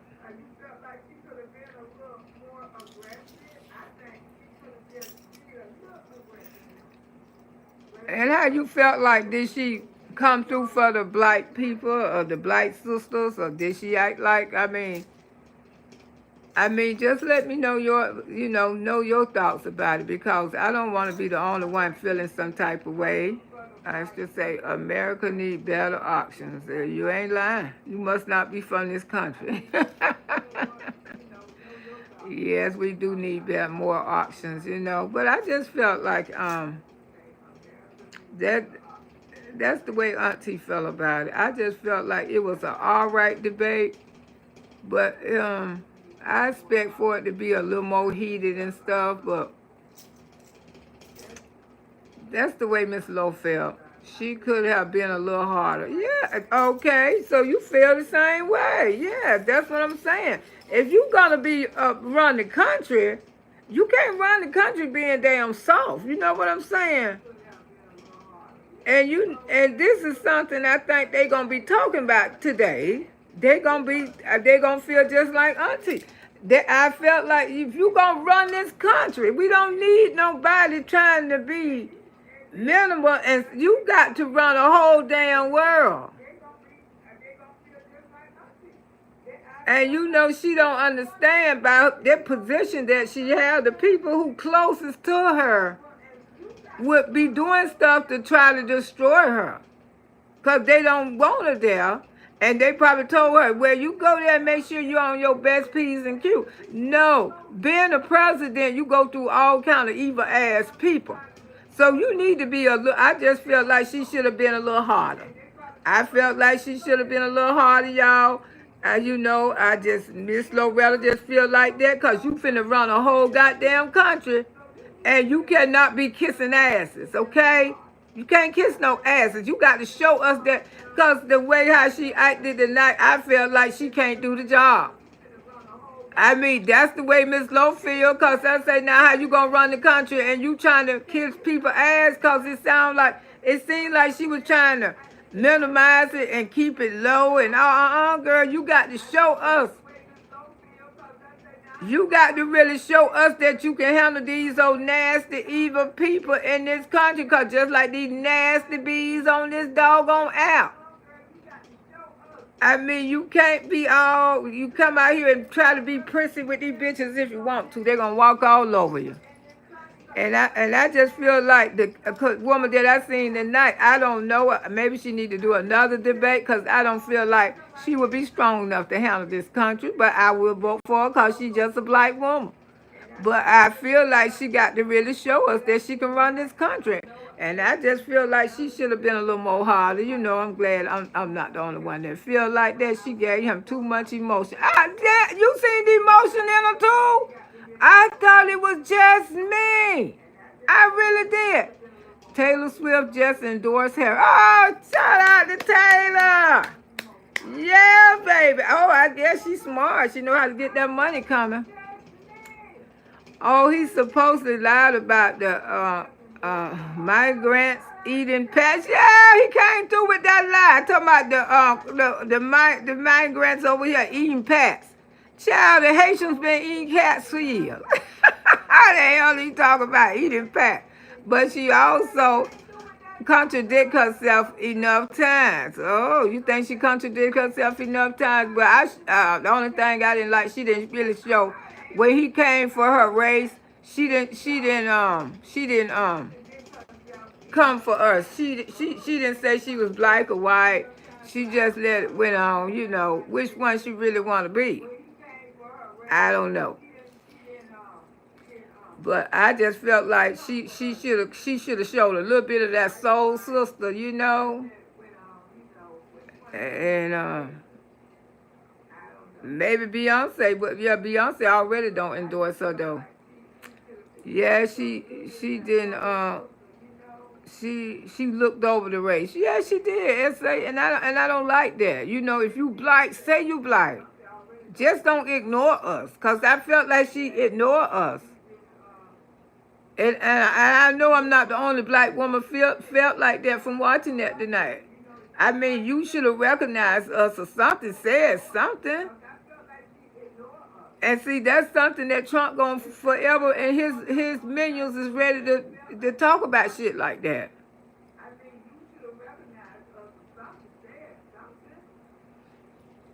I mean, you let that damn Trump just, he knew what he was doing. You know, he knew what he was doing. And like I say, Kamala got to be careful, because the people who supposed to be supporting her, it could be the one who really trying to destroy her. You know, the people who trying to give her advice, how to go out there and act and stuff. Yes, that was weird. That was very weird. Strong economy, she helped build them knowledge that times tough for young couples doing this abortion part. Yeah. She spoke on the abortion more, you know, but yeah, that was weird. America's essay, right? Yeah, it just, you know, it really was just a weird time, y'all. I mean, she could have been a little, she shouldn't have let him get away with that. I just feel like she let him get away with that. I mean, she ain't trying to say, yes, I am a black woman. She just ignored it. I mean, the way that leave us at, it's still plus. Are you a black woman? Are you? We would have felt a lot better if you would have said something. did not to say nothing. Now every black woman probably feeling like Miss Loretta. Hell, what's really going on? You know, we were looking for her to show some soul, sister, and shout out, and she ain't do none of that. No, she didn't claim it. She sure didn't living in Florida. And I know if I caught it, I know million more people, a million Americans caught that. Like I say, we'll know today if her thing gonna go up or down. But I felt like she just really let him, I don't know, they probably told her to do that, but whoever giving her advice, she need to fire their ass, because they're not giving her good advice. You know, because most presidents, they have somebody to give them advice, what to do, what to say. I don't know who the one she got, but she damn sure ain't for her. Not at all.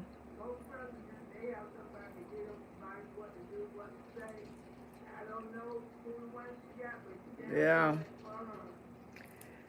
But anyway, y'all, Auntie gonna get on off of here. But it was okay, but I still feel like I didn't get what I wanted out of it. I wish I could have got a little more for Harrison.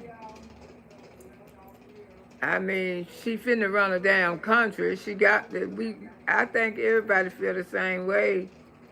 I guess, well, the black people anyway. Because, you know, we think different from white people. I hate to say that, but we do. We do think different from y'all because the way how we were raised and because the things that we don't see in life. Maybe Camilla ain't never been through nothing. Thank you for hosting this, and it was going to be a close race. Yes, we can't wait till the president. Well, we got to watch that together too, honey. That's gonna be juicy. It's gonna be a close race, honey. That gonna last for a long time. You're right, Auntie. She gonna have to have a strong backbone. Exactly. She planning on running this country. What you talking about? Astros say, I mean, different cultures are raised different, and that's fine. Exactly. And evidently, she definitely wasn't raised like no black woman. Billy Chase say Trump gonna whoop that truck. Trump gonna whoop that truck. And now, okay, all right, Billy. Trump gonna whoop that trick. Okay, Billy. All right, that's your opinion. We don't. You got your own opinion. You know, you vote for Trump. You want Trump 2025. That's you. Go ahead on and vote for Trump. You know, I don't discriminate nobody who vote for they want to vote. Trump or either Harris. You know, both of them are welcome over here. We talked about it tonight. I hosted who wanted to come over. They came over and we talked about it. And Harris, welcome over here. Trump, welcome over here. Most of, you know, y'all choose who you want to vote for. May the best candidate win. You know, look beyond certain things and make sure y'all choose wisely, because what's best for you, what you think gonna help you, you know.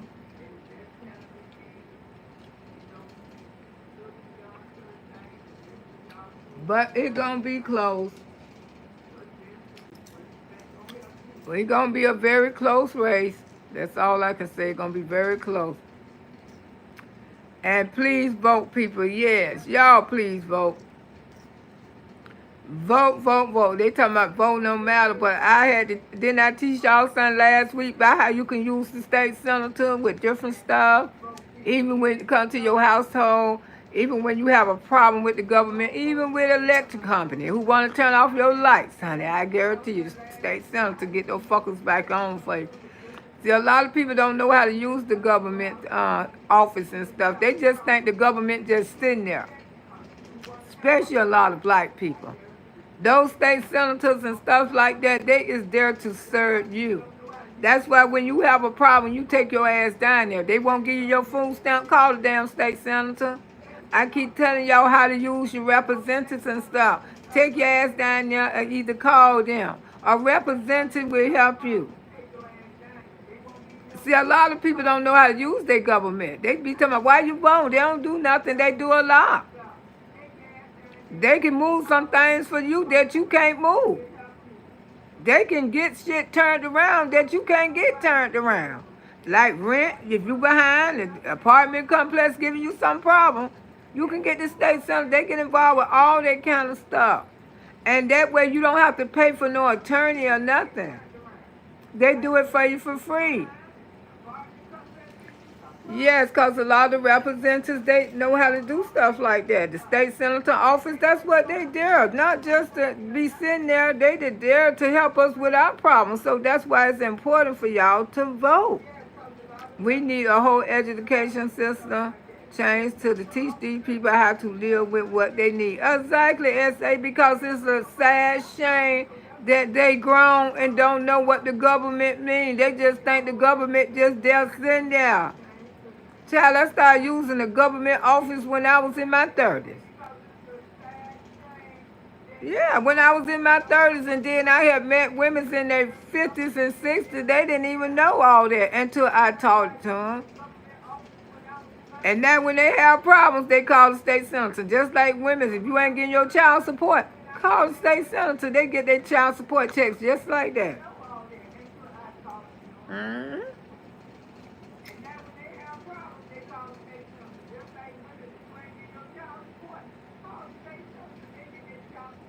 Yeah, they help you with a lot of stuff. Even if you're trying to get disability or something like that. You know, you put the state senator over the Social Security people. They show this, they over all those government offices. The state senator, the representative is over them. They over them, y'all. That's why you don't have to argue with these people no more. You know, let them know that you know a little something. They get mad when they find out you know about the state senator, the representatives and stuff. They get mad as hell. Yeah, they get mad because they know their jobs be in jeopardy then. Layla. Hey, Layla. From Total Drama out. Well, then I'm going to get my butt on off of here with that one.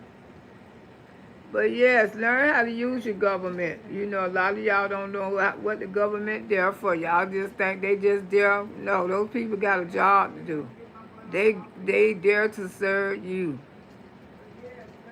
Whatever you're going through, with any issue, with a doctor, anything, anybody. That's where you're going to see people like that. But anyway, I love y'all. And y'all enjoy the rest of y'all night. So I'll be listening to all this mess tomorrow morning on the news, late on the night. Somebody gonna have something to say. And my daughter came home talking about Christopher Columbus, and they still teaching kids about him. Shaking my head. Yeah, Christopher Columbus, who discovered Florida, and come to find out they say he didn't. What's it? The America? He supposed to be the one that discovered America, wasn't it? Ponce de Leon discovered Florida. Now they saying these people, Christopher Columbus did not discover America. Ponce de Leon did not discover Florida. And what that Parker lady was, she was not the one who was on the bus. She was not. She wasn't Rosa Parker. Was not the woman on the bus. Now I seen this on the news this year. It was another lady, and she's still living. She the one, she went to jail, the other lady. But Rosa Parks didn't do it first. She did it first. She went to jail first. Back the bus, not Rosa Parks. Now it's another lady. But all these years they told us it was Rosa Parks. You know, things keep getting changed and changed and changed. As we don't know what the hell going on, honey. Yeah, they keep changing. They keep changing time. All right, y'all. Let me get off here because I don't want this phone to down, y'all. I love y'all, and don't get nothing on you. And I'll talk to you soon. Bye.